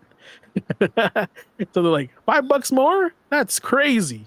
Look, at least they're dropping Silk Song 2 for 20 instead of trying to put it up to like 40 or My dude, more premium game. I'm telling you, no one, not everybody's gonna like everything. I think this is amazing for the amount of dev time these guys put in, right? These guys are make a fully finished product when it comes out. There are no updates, no nothing. After a 7-year wait, Hollow Knight Silksong finally arrives this fall, priced reasonably at $19.99, launching Game Pass day one, and it's poised to follow in its predecessor's footsteps. Yeah, of course. People have been wanting this game for the longest time. It's been delayed like 3 times, right? Mm-hmm. But we talk about on the show how we want quality, take as much time as you want. We want quality over quantity, right? This is it. I think this is a prime example of an indie studio going, yeah, we want a good product. We want to give it to you at a good price, right? And we want to give it to you complete, right? So after 7 years, sequel's finally happening. It's on Game Pass day one. That's a huge accessibility boost, right? Yep. For $19.99 for what we've been paying for slop, right? At $60 with a battle pass. This is a dream come true for a brand new game. That's thought of as AAA, but not AAA, right? And by reputation, it's AAA. It's crazy how like clean and amazing Hollow Knight feels. And you know, I was just talking about how the budget for Spider-Man was like what I think Jago said or Andre said like 90 million or something like that. And then the sequel was 300 million. And I was like, but they already have assets. Why did they triple it? What did they put that money into? Just right? That's still like it hurts my brain. Right. It tripled the budget. And I was like, but it's still technically the same game. It's not like breaking any barriers or anything, right? Mm-hmm. So I'm thinking the same way with Silksong. I'm thinking like, all right, this game is going to be like, I don't know what the budget is for this one, but like the dev time definitely like if they had a minimal budget, it's going to take up a lot longer to make, right? Because it's a smaller amount of people, less people on the payroll, right? But we're going to get like these guys have a reputation of making a good product. And they know like they're on the gamer side on this. Think about it this way, guys, for a game that's 7 years old, it's only $5 more at a price range of under $20. They know what's up. They get it. They understand. Because if we go for inflation in their product. Yeah, exactly. And like I don't remember seeing any DLC really for Hollow Knight. I think maybe there was an expansion. That was it. That's pretty typical, but there was nothing like, like, oh my God, this costs more than the game. You know what I'm saying? Like nothing crazy like that. Anyway, after such a long wait, do you guys think Silksong will live up to the hype, or you think the anticipation is kind of like its own thing now? I feel like, honestly, as long as that game has taken, the fact that it's taken that long, it's kind of running into the same issue that Lost Soul Aside had. The fact that people have been anticipating that game for so long. However, and this is the key here. Compared to Lost Soul Aside, which also took 7, 8, 9, 10 years in development, that game is an untested IP. Silksong already has that goodwill and that track record. Hollow Knight has that goodwill and that track record that it could soften the blow. It could take the hit of that 7-year development cycle since announcement for Silksong, and then still come out to the kind of critical acclaim that the first one wound up garnering. I also think like this could possibly result in reverse sales as well. Like a lot of people will play Silksong and then play Hollow Knight. Stayed up with me. It was really cool. Just having something there. What's up? Oh, no, just turn the TV down real quick. Okay. Yeah, I think it will get people that have not played Hollow Knight to play Hollow Knight, therefore generating more sales for Hollow Knight, right? And then playing and having to play the sequel or whatever you want to call this game. Let's just call it a sequel for still less than a full price game on a AAA title, right? So Right. it's I mean, still, let me double check something real quick. Let me pop back onto the PlayStation Store, and I'll do a quick search. you guys want to hear something crazy here? I'll show you guys here in a second.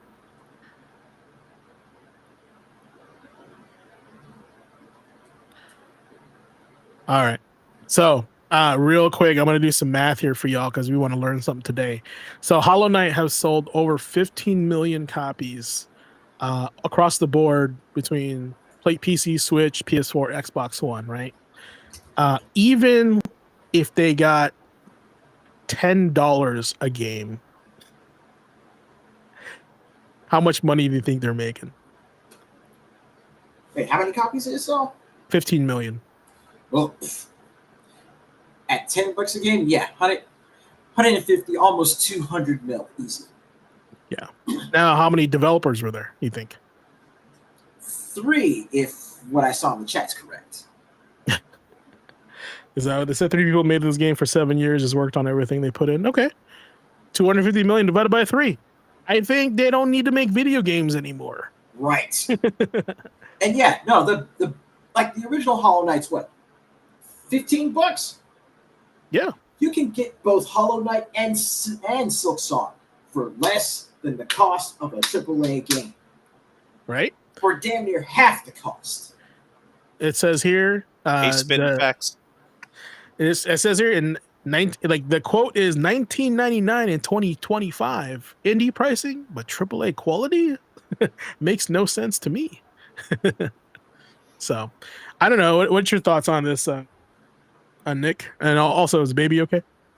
Baby's fine. Sorry to step away. She was absolutely piercing, crying, screaming.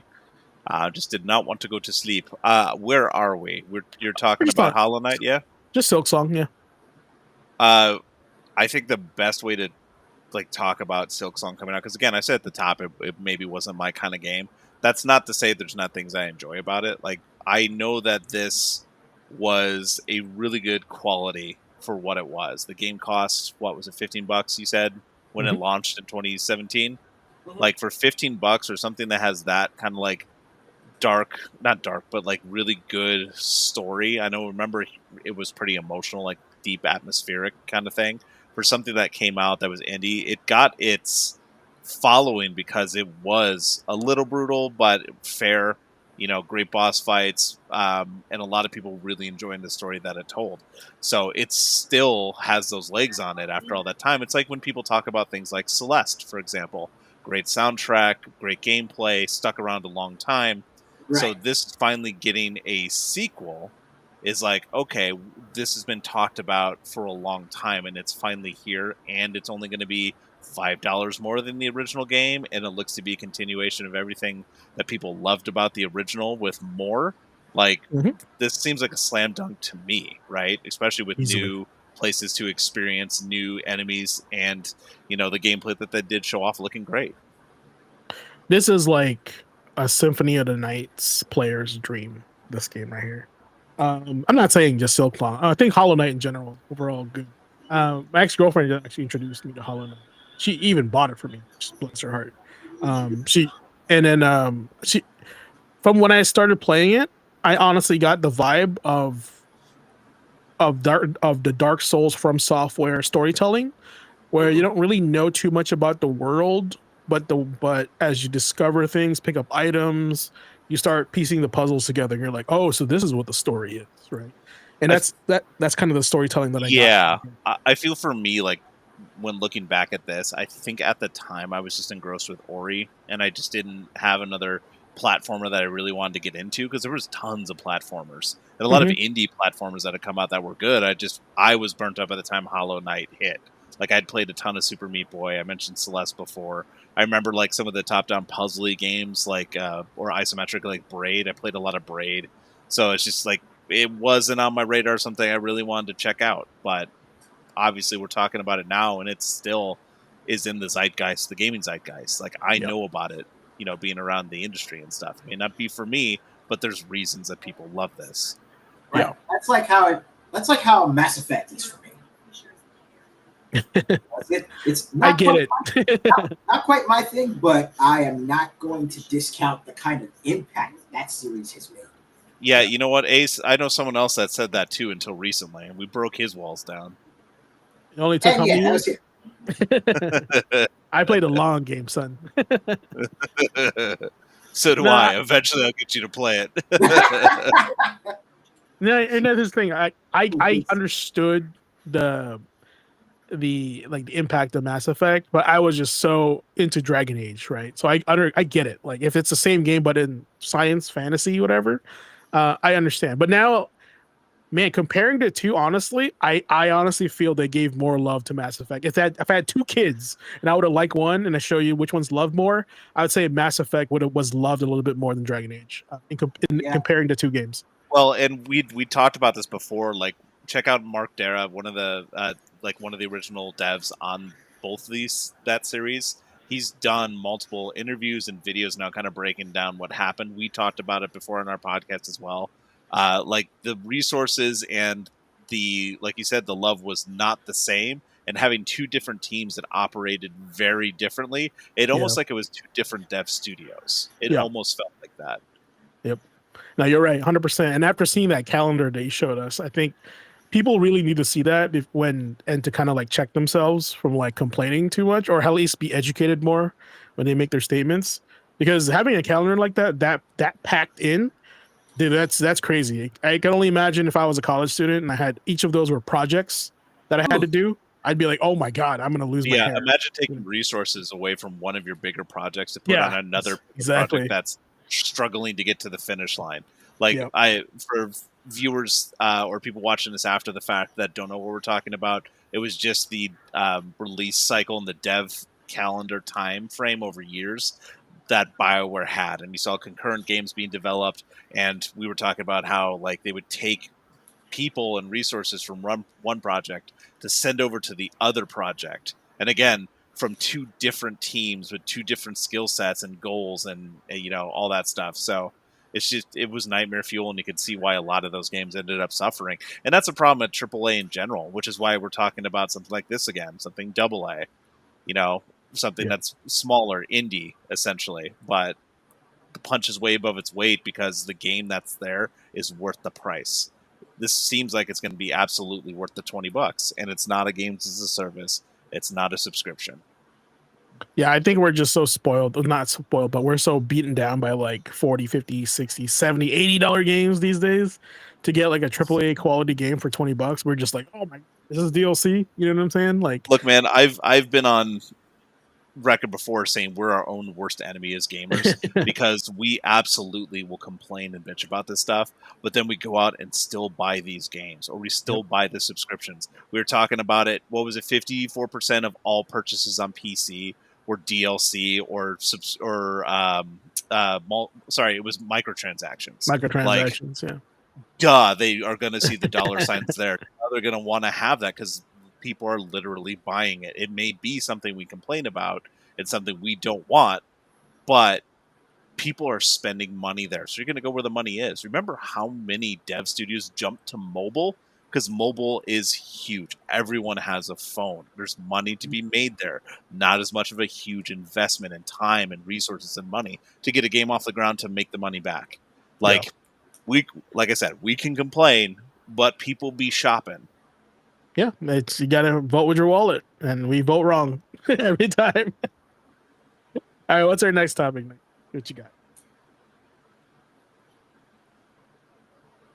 Let's see, next one. Speaking of spending, subscriptions. Oh, good. Transition. Speaking of spending money, we got it right here. Yep. So yeah, in July especially, U.S. video game subscription spending rose nearly 21% year over year.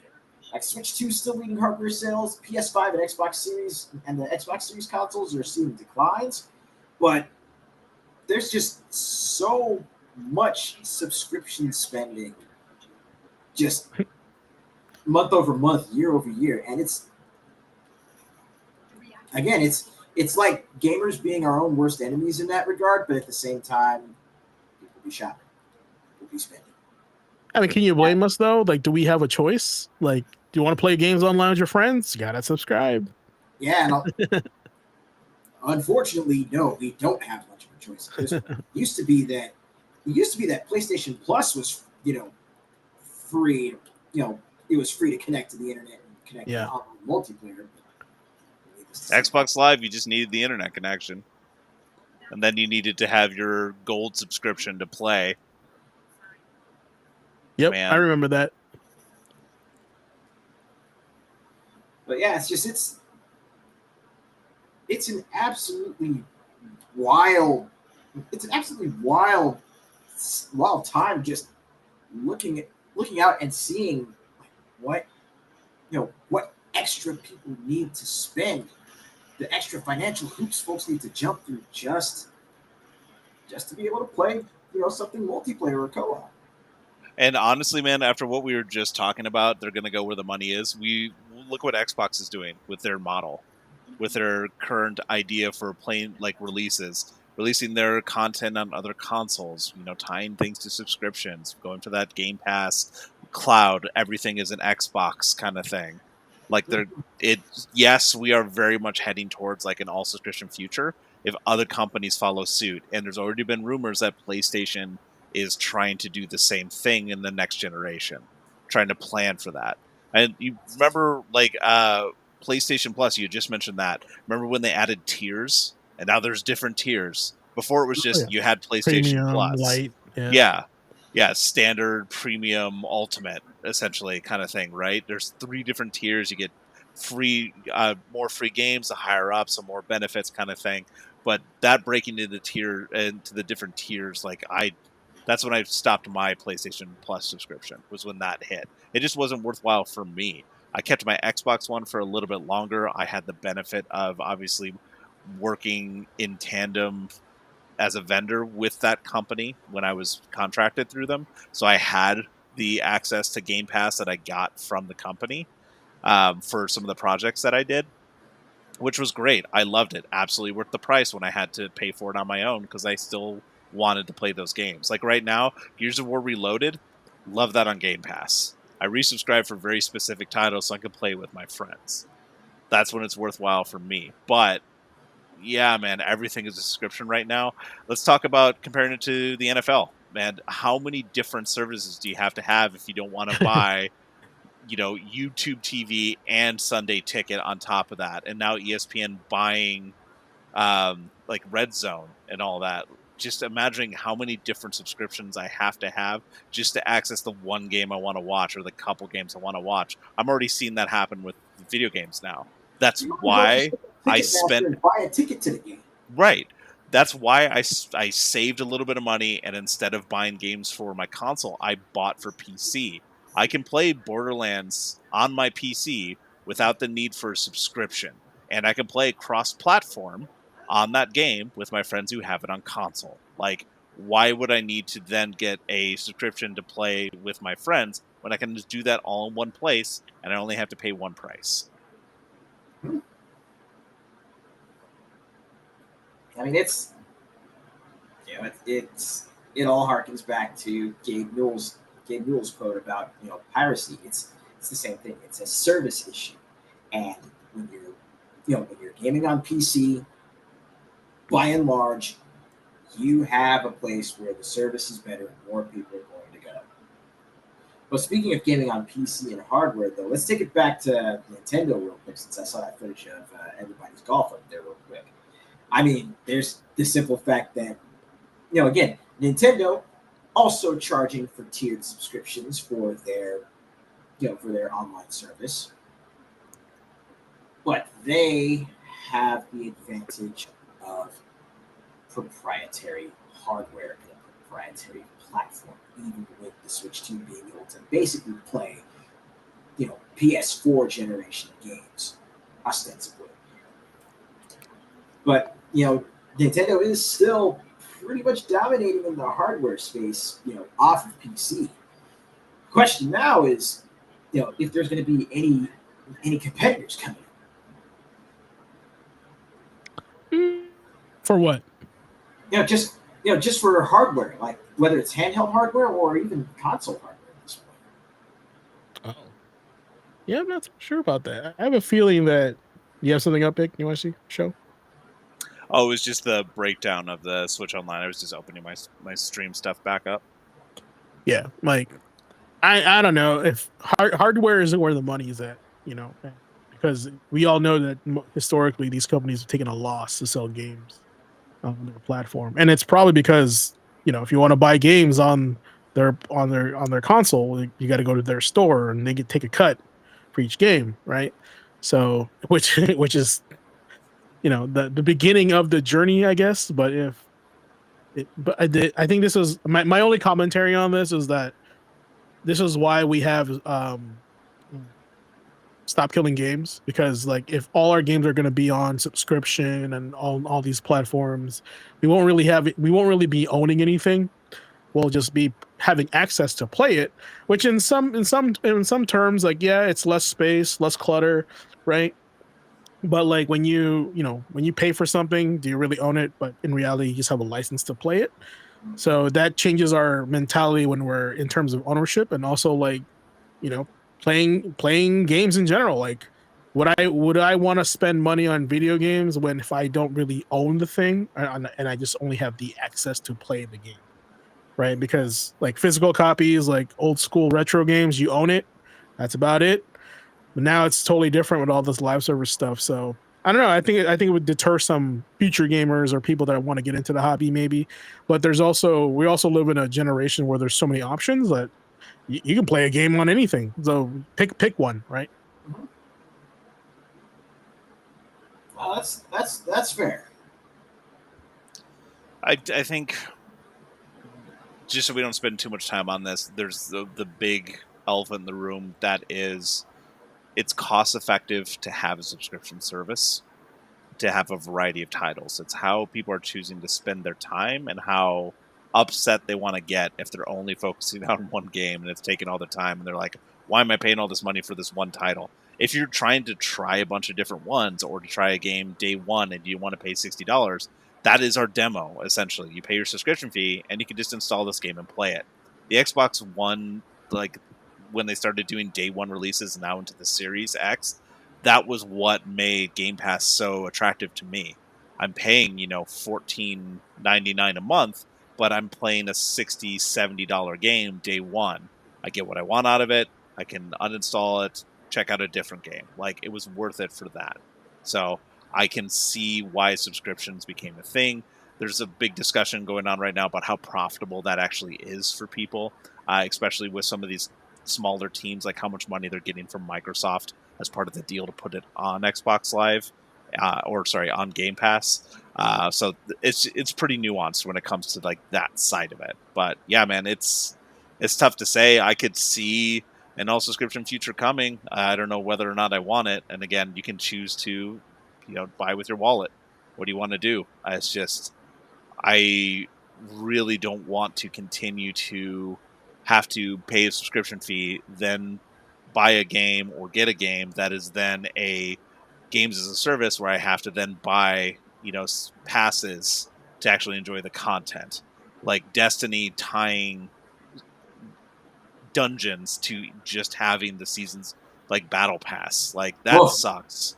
man! That sucks. And if there's more of that in the future, that will get a lot more pushback, I feel like. Unless, again, worst enemy, it continues to be sold and it continues to be bought by gamers. And then it's like, we can't really complain. If it's a proven thing, everyone's doing it, everyone's making money, they're going to continue to do that. Right.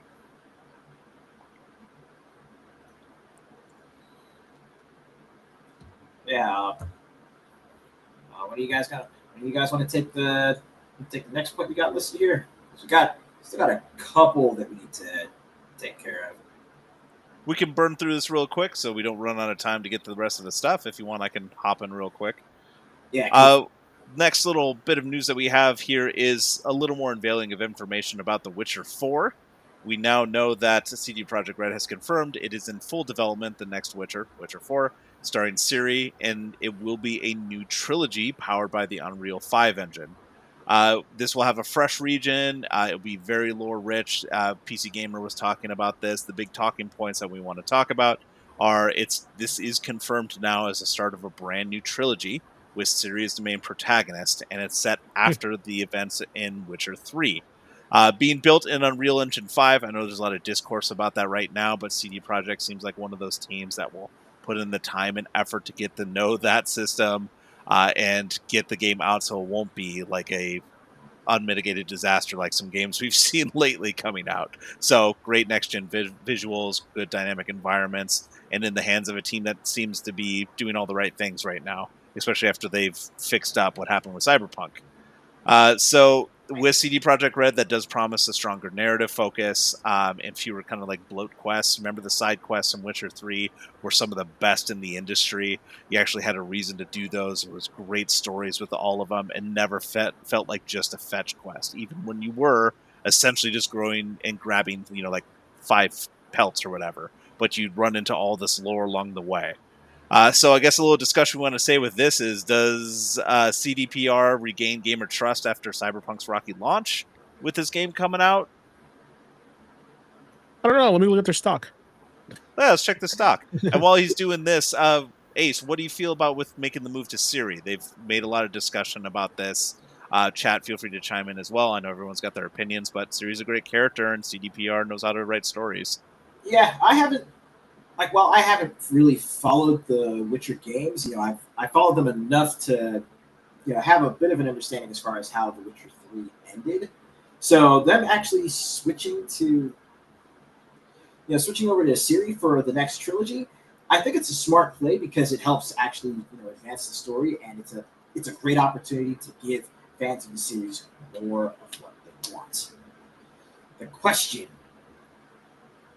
I think, really is going to be one of those things where only time will tell. It's just, if they haven't already planned everything out as far as like the basic story beats for what's going on with Ciri and what's going on with her in this new region, how long they're going to be able to stick with it.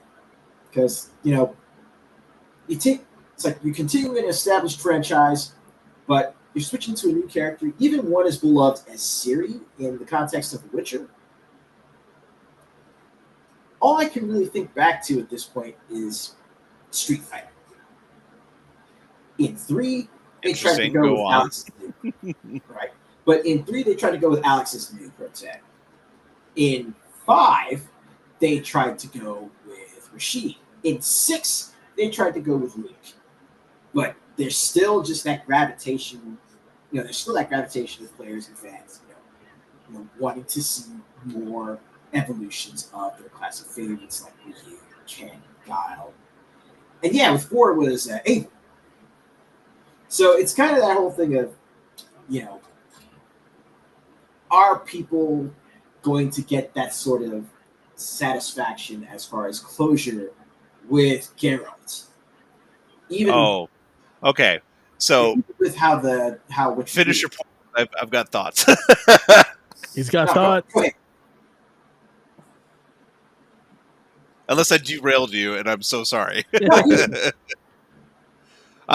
So just to preface this, Witcher 3 I thought was a fantastic game. I played a little bit of it. I know why people love it. Being tied into the industry, you get to see a lot of this talk about it, and I've played the DLCs. I did not finish that game. The combat in it was way too slow for me. I got frustrated. I got bored. I couldn't finish it. I still think it's a fantastic game. The difference between what you just described and what we're getting with Ciri going into the next Witcher game is you don't have the benefit of having 3 other games that circles around the lore, building up the world already, and the Ciri character in the previous title before you jump into a brand new trilogy that then focuses on her character. In those Street Fighter examples, those are just new characters introduced and they tried to do some story, right? This is, you have her from very young. You get to see her evolution as she's growing up, as she decides to become a Witcher, as Geralt tries to tell her not to become a Witcher and then starts being a mentor to her. Like, you get to see all of this, and now we get to see her story. I think it's a really good move because now you've already baked in all of this stuff for fans, and people who are now jumping in will still get to experience her in a new era with her new story.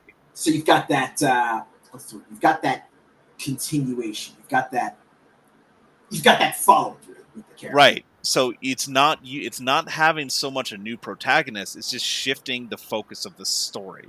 This character is already established. So to what Andre's saying in chat, it's not really that different. If there's a company that can pull it off that already has this kind of lore baked in, this is the team for it, and this is the story for it. If you've ever read the novels too, yeah, it's focused on Geralt, but you have all these characters, right? And you have their stories. So I think it could be really interesting. That being said, there's still always the chance to fumble, right? If the story overall isn't good, if it isn't engaging, it doesn't matter who the protagonist is. There's even that much more weight tied. Hi, honey.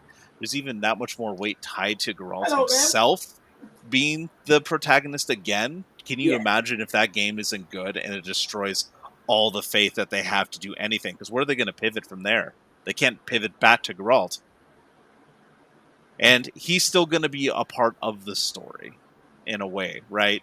Nothing else has been confirmed, so we can't really say what or will or won't happen. But I think on the base, I think it was a smart move. It was the time to do it with them moving over to a new engine, starting up a new trilogy and a new generation. That's what I think. Okay. And that right there actually like,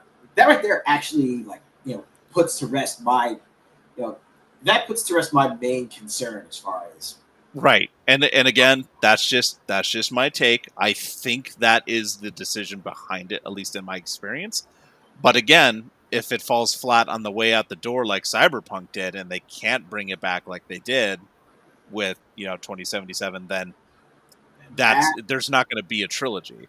So we'll see. All right. Good discussion about that. James, did you end up being able to check the check the stock on that? Do you think people have lost faith? Actually, the way the stock, we call this the current course, the way stock is operating. So in 2020 was when I think they announced Cyberpunk, right? Is that right? The timeline? Or released? What was the release date in Cyberpunk? Man, Jagos, I don't think this is their panic button either. I just don't. It was time for a transition. That's why I was in development for so long. This is not a seismic shift. It's not. It's a continuation of the story, just shifting focus.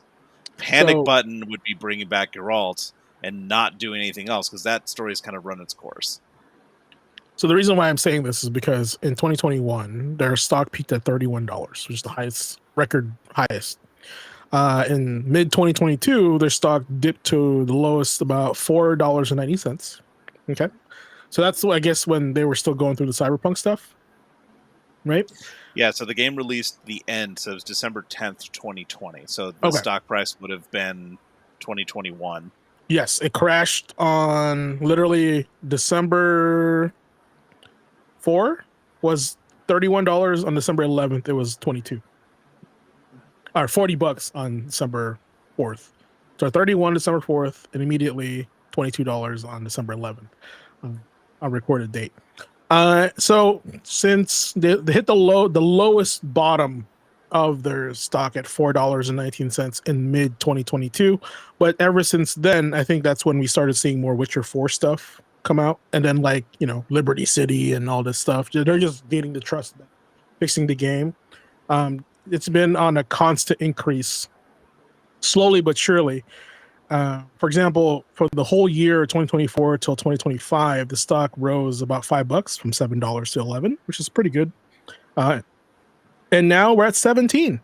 So we're slowly going back to the original stable price for CD Projekt Red, and they have a really weird stock ticker. I think they're only available in Poland. We can't actually buy CD Projekt Red stock in the US. Yeah, there's a lot of reasons for that in the way that the dev studio is set up in their home country.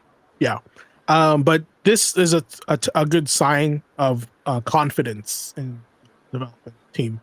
Even investors are like, okay, guys, we believe in you. Just prove it. Keep going. Right. And sooner or later, they'll hit back in that high $30 mark, which doubling to 17 for as of today. As far as how much that will fluctuate. Like, did I don't remember when Edge Runners came out, but that reignited interest in the game again for a lot of people. Yeah. I'm wondering if that did again shortly after that. Yeah, and then there's a relatively pretty big jump from beginning of January shoot. So 9 months later, like January, it was like $10 or $11 a stock. Now we're back to 17. So it's a generally steady increase. It's never like, it's never always increasing, but it's always going up after it falls. That's what's important. And so with that trend, that's the word I was looking for. I believe once Witcher 4 comes out, there's like people get their hands on it and it's good.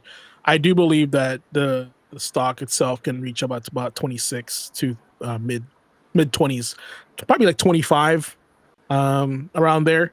And that is a good sign of them like holding ground on like what kind of company we are. So it's I think I'm pretty confident they'll make it back up 100%.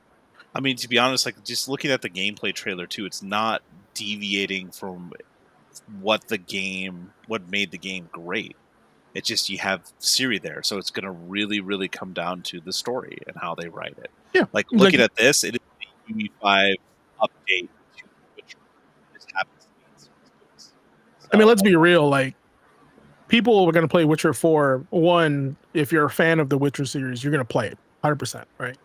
If you're like me, I've never played it, like Mass Effect, you're going to be curious on the look of the game and how the way the game feels, right?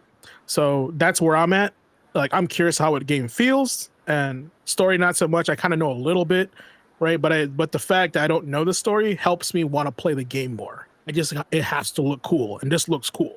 Yeah, and again, this is as long as it launches in this kind of condition too. Right. Everything we've seen with all these dev studios and Unreal 5, you have to have a team that really knows how to use the engine efficiently, and that's been the problem. That's why so many games come out lately have been absolutely crapped on, and have caused people to be super jaded about Unreal 5. Unreal 5 is just a tool. I know we've said that before on the podcast, but it's just a tool. The people in charge of that tool and what they're shaping are really going to determine what you're getting out of that. And if they're not spending that time to go into this kind of depth and really get to learn the engine and use it efficiently, it's going to be crap when it comes out.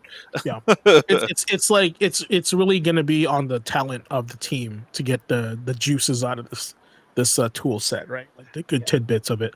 Kind of like I said, Final Fantasy 12 came on the latter end of the PS2 era. That's why they were able to make that game look awesome. But if you think about the games that came out on launch, like Dynasty Warriors 2, it did not look awesome because it just had come out. So, I mean, that's how I look at it. It's like you have tenure and learning the system more. And this is a whole new engine. Of course, they're going to be learning this process while making a new game. That's stressful enough as it is. But a new platform, a new engine, bro, I can only imagine how daring they are. So, and Jay goes to your point as well. That was issues with the engine itself. They said multiple times it was incompatible. The game that they were building, Cyberpunk, was incompatible with how dense and how vertical that game was. So it lacked a lot of features that a lot of updated engines nowadays and even around that time had. They needed an Unreal 5 to have that, and they didn't. So that was a pure limitation of the Red engine itself. Talent can only do so much. Again, it's the tool you have in your hands. Yeah, it's kind of like when Japanese developers are really guilty of this. They want to make their own engine and make their games on it so the industry can use it, but then nobody cares about their engine, so they're the only ones that use it. Oh my god, dude. Think about Frostbite. Remember when Mass Effect Andromeda came out? Frostbite was not built for RPGs. Very beautiful game for action, and that's why Andromeda's action was really good, and it looked pretty. But that team had to build their own tool sets in that game to make it like work as an RPG, and that's why that one failed so much. Limitations of it, having to build their own thing, and then not having the support of the main studio that utilizes it and knows it to really in-depth go into it. A little bit of support, sure, but not as much as they needed to get that out and then being pushed forward on a release schedule. So again, tons of nuance in there. There's a lot of discussion around it. Really happy to hear people in chat talking about it. Don't want to take too much time, so just going to jump to the last little bit of news. We were talking a little bit earlier about how fall 2025 is looking ridiculous. Game releases are looking rich and diverse. We got a lot that we wanted to talk about. We saw a lot of really good stuff at Gamescom that gets us excited for the future. But hey, autumn is packed with a variety. We're talking Silent Hill F, to Pokemon Legends Z-Day to Ghost of Yotei, Battlefield 6, like lots of stuff. Hey, even Once Upon a Katamari. We're going to have a little bit of everything. Something for every gamer, really. So again, talking points, Silent Hill F, Pokemon Legends, Ghost of Yotei will be dominating headlines. Those are kind of the big ones. I'm definitely going for Ghost of Yotei myself of the three. If I have to choose, like, I don't have a ton of money, I'm going to go there first because I love Tsushima so much. Battlefield 6 beta blowing up. It's passing concurrent scores. So we know when 6 comes out, it's going to be a huge game. Let's see what the map variety does for that, and if people really jump on, because there's been a lot of discourse about some of the maps. Some people don't like it as much, but we'll see, right? Plenty of content going to be coming out for that, and there won't be any crazy skins. They've already said we're not getting Nicki Minaj. Sorry to ruin that for you, Ace. You can't hop on and do that in Battlefield 6. Indies like Once Upon a Katamari will bring some creative energy this season. But really, this fall is kind of shaping up to rival 2017 as one of gaming's biggest years. So with so many huge releases packed together, which one actually wins our time and our wallets this time around? What do you guys think? For me, again, like as far as some of the biggest fall releases that I've been keeping an eye on, like this week, my wallet is pretty much already spoken for with David X Machina Titanic Scion. But I mean, hell, also this week, speaking of betas, the beta for beta access codes for Marvel Tokon Fighting Spirits are going out too. Good to know. Pro tip here from our man Ace. So yeah, we're going to be seeing developers unleash some serious firepower over the next few weeks at the very least. Very true. How about you, James? What do you think? I mean, Ghost of Yotei, I'm interested in. Silent Hill, I think it's cool. I'm not a big Silent Hill guy. I do like the fact that Battlefield 6 is not trying to be like, well, I mean, Battlefield and Call of Duty have always been neck to neck, trying to like which one's cooler, right? But I love the idea that they're going more old school and they're going their own path and they're confident with it. I always love that instead of like trying to copy Call of Duty. Like Call of Duty try to copy Fortnite, right? I started to be like, oh, what is this? It's Fortnite. Battlefield is staying Battlefield on brand.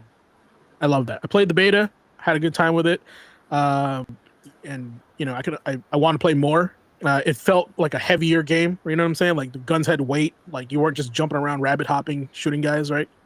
Ghost of Yotei, I'm excited because I played Tsushima last year and I loved it. But the game I'm really looking forward to this year, Ninja Gaiden 4. Just because Ninja Gaiden 4. One that we got a taste of the game of Ragebound, where like it's been a while since we played Ninja Gaiden, and it was really cool to see more of like the old story and like the OG style gameplay, but like in modern games. But with the Ninja Gaiden Black 2 had come out, and people got excited for that. They were like, "Bro, this is like a hyper like action Dark Souls game," and I'm like, "Oh, that's ridiculous," because like came out before Dark Souls. But to have another platinum game on the board mixed with the crazy antics of Ninja Gaiden, to me, I feel like this is not my dream game, but like we're talking about like this is their destiny to make this kind of like platinum design to make a Ninja Gaiden. I'm actually surprised this doesn't have a demo because I would have been on it immediately. Right, like every Ninja game so far that we've seen has had a demo. right. And like I said, this is like the year of the ninja, right? All these ninja games coming out. So I would not be surprised after Delta's release that Konami slides us one and says, "Here's your revengeance." Oh. I would be like, "Oh my god, Phantom Blade Zero, what's that?" Don't play with my emotions like that. But like that is a game that I don't even want a remake of the game. I just want it like running on modern consoles, no DRM, like 60 frames a second, right? Complete game. I just want to play it again. That's how great that game. It just feels good to play, and I think this is why I'm excited for Ninja Gaiden 4. That's crazy wall jumping, but like I want to play an action game that just feels good to be playing. And in this game, it just looks like it feels good to hit stuff with it, and that's kind of where I'm.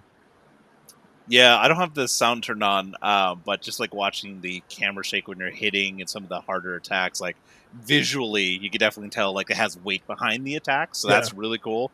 And those like Oh, those that's so like good. cinematic kills, Satisfying. super satisfying. Not so satisfying. A little bit of news I want to tack on here in the end, just because it was kind of breaking this last day. So we've talked a little bit about Perfect Dark being canceled, right? Well, Bloomberg did come out with an article explaining that Crystal Dynamics was forced to cut staff and abandon the game Perfect Dark after failing to find new funding partners following the game's cancellation in July.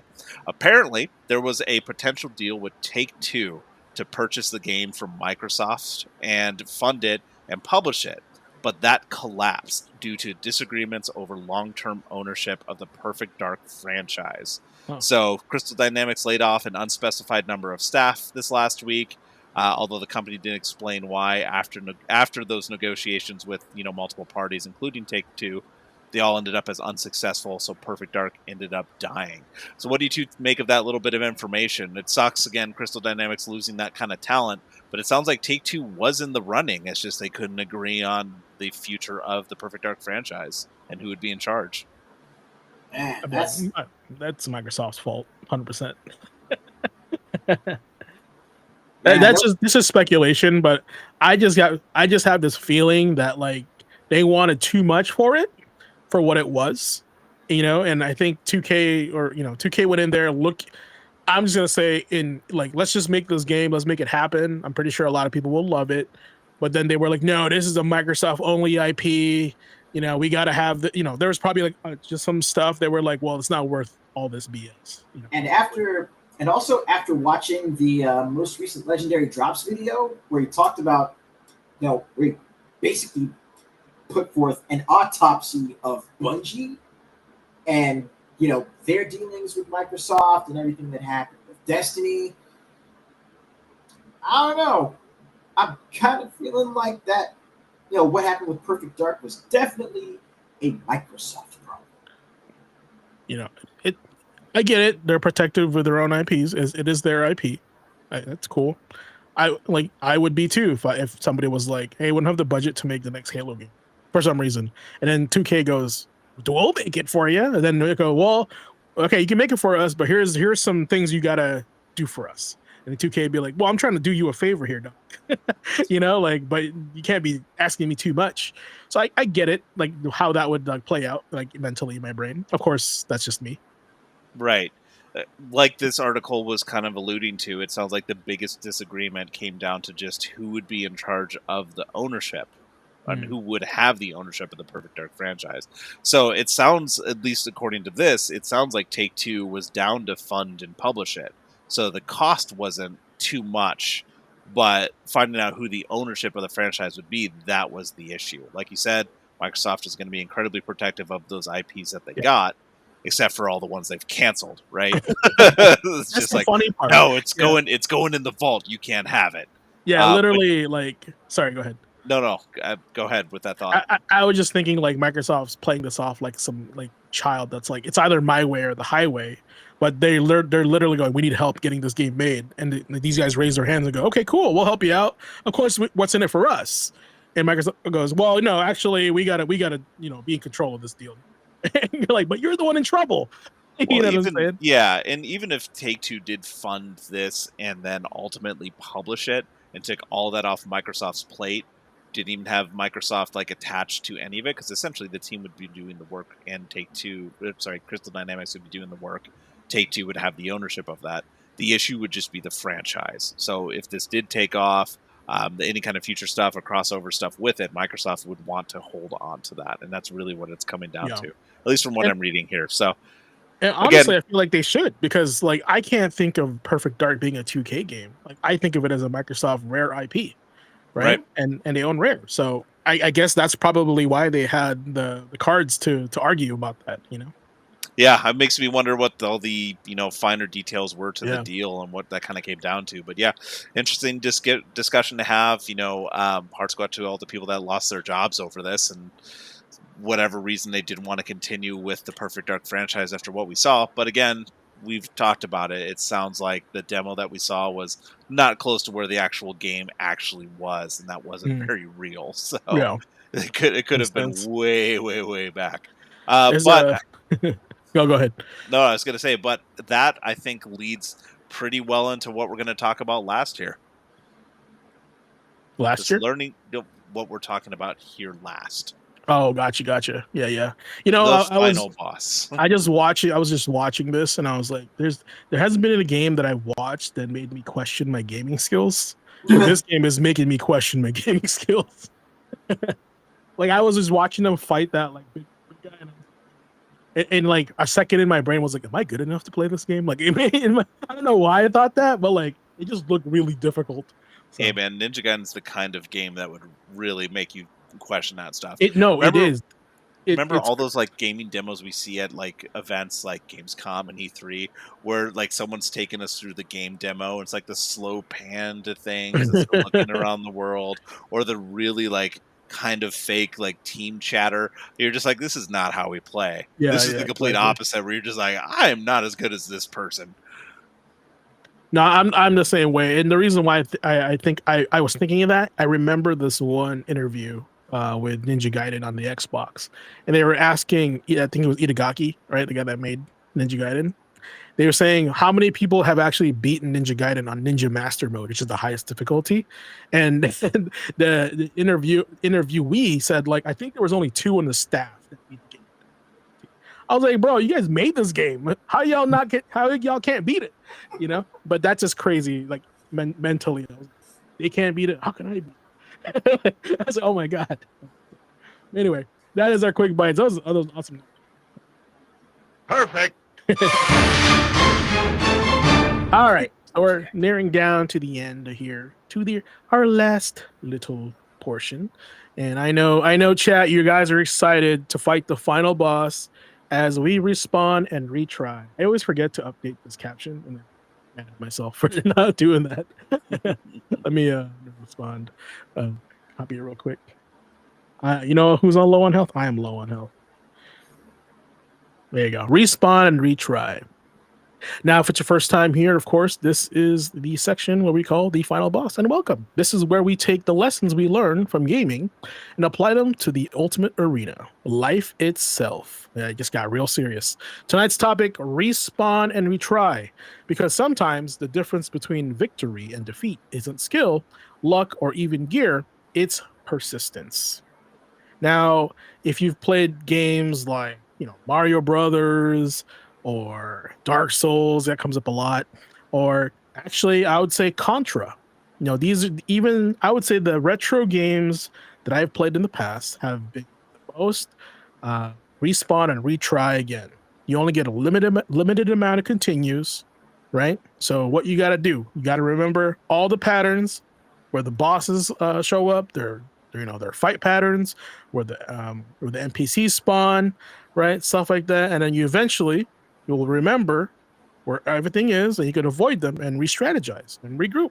So now I know Nick over here is a WoW player, and of course in the past, and I've played in WoW myself, and I wasn't a big raider, but when we raided, if something were to go wrong, everything just goes wrong.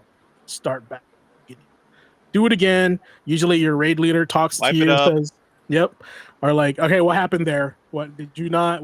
No, but what went wrong? Did you pull the wrong guy? Remember, it's been a long time, but I don't know what the verbiage is. It's usually a pep talk on what to do better. Wipe it up. What the fuck were you doing? Yeah, exactly. All right, who pulled the extra mob? Too early, right? Or if you just go into a what do you call this? For me, I would say my respawn retry moment was for Sekiro. Now, Sekiro is, of course, the modern day Tenchu game, but the boss fights have always been this like clash of wits and memorization of pattern, and also what do you call this? And cues, right? Because there's certain things that the boss does, you're like, oh, he's gonna set up this move, and I got to do this, right? Or how many times he's gonna do this? He's gonna do this now. I remember, and I'm not sure if I told you this, like when I was doing it, but I played Sekiro on the last boss, the real last boss. It took me I think I counted 13 hours to beat this guy, and I took an hour break in between. This was in a weekend, and I tried to do this without looking up a strategy on an internet. Right? I was like, I'm gonna memorize this pattern. I'm gonna do like the best attack I can, repeat it, and then once I beat him the first 8 hours, he had a second phase I didn't know. So guess what? I start over, relearn that guy's phase. But man, how even though it was frustrating, it felt good to finally defeat him because I finally learned it. I know all your moves now, you know. So life works kind of the same way. You know, you get setbacks, you have failures, rejections aren't game overs, they're just checkpoints. Kind of that's why I took a break. Went to go get some lunch, came back, fresh set of mind. I was like, all right, I remember what he did here. All right, let's look up some new. Let's pay attention to some of the new stuff that I'm not seeing here. What can I do? You know, because every time you fall, you gain experience points you didn't have before, kind of just like in life. And then the next time you face that same boss, you're better equipped to win. It's that little phrase that you see in Mortal Kombat in the arcade, right? There's no knowledge without power, right? And then with power, knowledge is power. Also, it's something you see. You guys remember that in the arcade? Knowledge is power in the MK arcade machines. I remember always seeing that as a kid. I was like, that's weird. And then you start realizing in a fighting game that you can, if you can telegraph by knowing the other opponent's moves, you can defeat them a lot quicker and easier. So that's exactly what they were giving away. You know. Speaking of which, I would say, for this, our motivational takeaway for tonight, this is what I've got to say about that. Failure, it doesn't make you weaker. Quitting does. The difference between the gamer who beats the boss and the one who gives up is the one thing. He kept pressing start over again. Just keep crushing it. Do something new, right? But the idea of getting back up and doing it again, that's definitely the lesson for you tonight. Every death teaches you something. Every reset brings you closer to mastery. Even retry shapes your personal skill tree. I think it is in the Japanese culture where they actually are big on mastery through repetition. This is why they practice the same strike over and over and over again, right? And they make tea slowly, but always the same way. But when you drink the tea, it always tastes delicious because they do it through repetition, through mastery, or mastery through repetition, doing it over and over again till you get it perfect, right? Now, I can see where a lot of people would struggle with this because, repetition sometimes is not romantic. It's not entertaining, but just know through the pain, it's going to be worth going through it, right? So here's tonight's question, or your thought for tonight. Tonight's final boss challenge. Chat. Think about a time in your life when you respawned. Maybe you failed, maybe you struggled, but you came back stronger. What did you learn from the retry? Okay, and what did you do better? And how can you share that knowledge with other people so when they experience that, you can help them out a little bit more, so you don't have to go through it, or they don't have to go through the same issues that you did. So here's the truth: the boss doesn't get smaller, but you get stronger. So whatever you fight you're in now, keep respawning, keep retrying. The victory screen is closer than you think. So real quick, I'm in sales, and sales is kind of like same thing. You say the same stuff, the script over and over again, right? Some of it sticks, some of it doesn't. But when usually afterwards, you kind of self-reflect and go, what could I have said during this moment to make it better? What could I have suggested to make this better? It's always one of those things where you catch yourself going, oh, I could have done that better. And that's why you need that next opportunity to practice that, right? So just keep retrying, keep experimenting. No matter how many times you try, don't worry about failing. Just get back up, do it again. That's what really matters. Okay. How about you guys? Any moments in life where you guys respawn and retried? Anything stand out? Well, for me, I would definitely say, kind of like with Andre. It's for me, it's by and large been certain games where you know I've had issues. It felt like I was just hitting my head against the wall constantly. But then I stopped, took a step back for a little bit, just so that I didn't get burned out. And the next time I come back to it, I'm able to do so from a different perspective, from a different viewpoint. See, certain things that I could, certain things that I could have tidied up, certain things I could have cleaned up during my previous attempts, and you know, it winds up working out in the end. That's how I went from,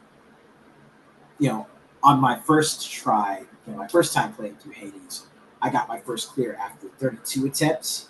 I went from that to restarting the game and literally cutting that in over half, getting my first clear of 14.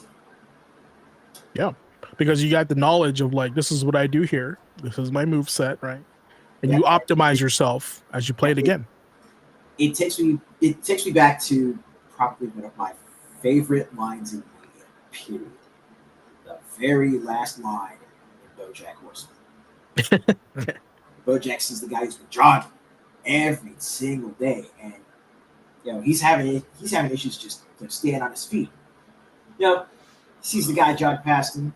They kind of stop, talk to each other for a little bit, and BoJack just asks him a simple question: does it get any easier?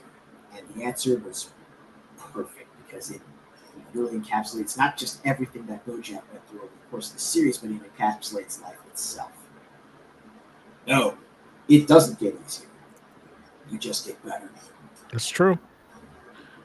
I like that. I like that because like it also holds you accountable for yourself, and it actually gives you more credit for yourself, right? The world doesn't adjust to you; you adjust to the world, and by doing that, you're actually seeing yourself grow and get better, right? So that's good. I like that. How about you, Nick? Respawn. I have said before, I think on this podcast, that originally I got expelled from college. I spent too much time playing Counter-Strike in my room instead of going to class.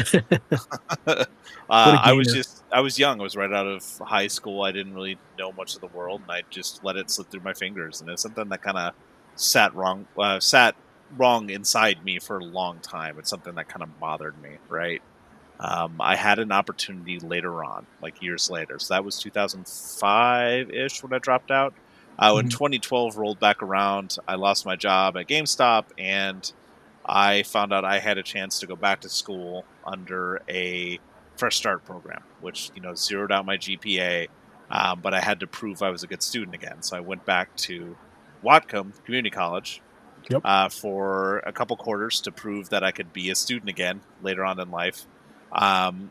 They ended up doing well, ended up going back to school, and I ended up graduating, and I was lucky enough to be selected for my commencement speaker role. So I got to speak as the student speaker for my graduating class.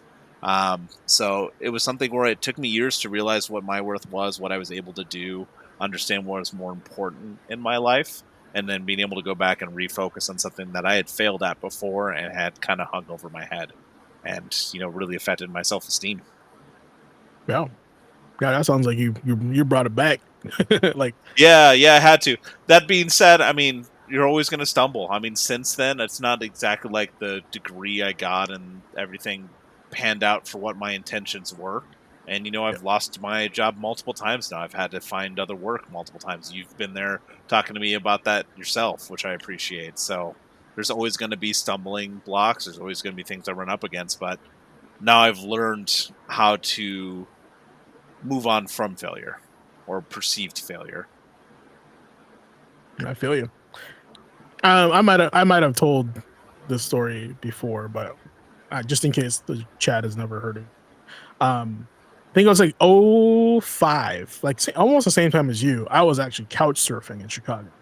I did not have my own place. I slept in my buddy's basement. Had some good memories there, of course. We played a lot of Halo 2, right? But eventually, I you kind of wake up and go, I don't want to be living in my buddy's basement forever. Like, he's doing me a favor, right? I need a plan. And that's where I felt like my respawn had started. That moment where I was laying on his futon and saying, I want to be on this couch for the rest of my life. I was watching Lord of War on the movie Lord of War, Nicolas Cage, right? And I said, this guy's impressive. this character that I'm watching, like he knows his stuff, and and I was very impressed with his like ability to sell, his ability to kind of like negotiate and kind of just make start a network of resources for him to be able to expand his business. I was like, I kind of like that. I want to go to school for, for something similar. And just want to do something. I just don't want to be on this couch all day. I don't want to be homeless either. So that's when I decided to bite the bullet, call my mom, and she lived in Birch Bay. I said, "Hey, mom, can I stay with you for a while? I'm gonna go to school. I got the loan, right? I'm just gonna have to stay with you for a while until I get my own place. I'll look for a job." So I did A, B, C, D. Wrote out a piece of paper, did all the thing, got A, B, C done, got applied for college, got the grants, right? Got all the scholarships, whatever that I could. Matter of fact, to this day, I'm debt free from college. Thank you. I appreciate that. For anybody that helped out and, all the grants and support that I got. Graduated from college, got my own place, bought, now I have a brand new car. Like, so, it's really, I can look at myself and be like, I went on this journey and, and even through that journey, I met Nick, right? And we had the journey together, and eventually split our ways too. Right. And then now we're back in a certain way. So we're always constantly, dying, restarting, respawning, retrying in different levels of life. So just don't feel today if you're just like, I feel like I'm stagnant, right? Just know that like sometimes it's all about time. It's all about moments. Maybe it's not your moment right now. Just make sure like when that opportunity falls in front of you that you take it, even though you don't feel you deserve it, or you feel that you'd fail, just take it anyway, because you never know when you're going to get that other next opportunity again, right? So that's part of it, guys. And just make sure you just keep trying, right? Because as Shah Khan would say, it would make you very much so. Excellent. Yeah, but yeah. Yeah, that makes sense. All right, our video game friends all agree. They've all given us our motivational statements. But yeah, before we close it up for tonight, you guys got anything closing statements or anything else? Check. Ooh, job hunting mindset. Love it. Nope, not for me. Right now, I'm just concerned about the baby in the other room. Oh, okay. That's your mindset right now, 100% for sure. Feel that. Dad mode, man. Yeah. How about you, Ace? Yeah, on my end, I'm still trying to hustle so that way I can get that copy of David X Machina on release. Hopefully, I'll have it in time so that way I can stream it for you guys later this week. When does it come out? Is it already out? It comes out on the 5th, so we're going to be this Friday. Gotcha. Cool. But yeah, go ahead. Other than that, I've got some other new stuff on the channel that I'm looking forward to playing and trying out, and just seeing how things shake out. It's gonna be a fun month. It's gonna be a fun fourth quarter for 2025, and I'm looking forward to seeing all y'all back here in class, and of course, back at Ace's place. Back in the neighborhood, baby. That's where the Gaming Academy is stood, by in the corner of the neighborhood. And I personally have taken some of my extra time and I sifted through my Magic collection, right? Sorry. And I've actually started making decks to sell on eBay, right? I've been taking a lot of time and making these pre-made decks of all the excess cards that I have. And for the month of August, I've actually sold over $200 worth of product that I already had, right, on eBay. So you are now in this certain era of time where you can make your money and just be creative with it, with what you got, right? Whether and I'll tell you before I just go on this rant, I'll tell you what the main two key points are. You either make money by a service, using your time giving people a service, right? It's maybe some consultation, right? So 2 hours of your time, or a product. Those are the two things that you can really focus on if you want to start your own business in some way or point. Your mind, your ability to tell other people how to do things in a professional way, or giving them a product that they can buy so they can have, right? I chose the product because I have it. So, and with the advent or the invent of AI and ChatGPT and Gemini your imagination can become a reality if you just ask it a simple question. How can I make a business with X? And you'd be surprised what it tells you, and you could be doing things you enjoy while making money at the same time. But that's my recommendation for the night. That's your homework. If there's something that you feel that you want to kind of explore more into detail, take that little message, take it to ChatGPT and just ask. And maybe you'll be like, wow, I never thought about that. I'll try that. That's part of retrying and failing. I'm trying this right now, and if I fail, I'll retry again with something else. So that's all part of the learning process. Okay. And with that said, that is a wrap for Gaming Academy Class 47. 3 more to go for Class 50. Tonight, we revisited the legends that shaped gaming history, unpacked some of the hottest stories from Gamescom and beyond, and powered up our gamer quotient with the latest updates. But if there's one thing to take with you tonight, guys, it's this, okay? Like I said, respawn and retry. Whether you're dodging bullets in Metal Gear Solid, grinding XP in Hollow Knight, Silksong, or just leveling up IRL, failure is not the end. It's just another checkpoint. So keep pressing start, keep taking a shot, and keep showing up for the next round, because the class isn't over until you decide to put down the controller. Until next time, students, stay sharp, stay curious, and as always, Ace? Class dismissed. Mission complete.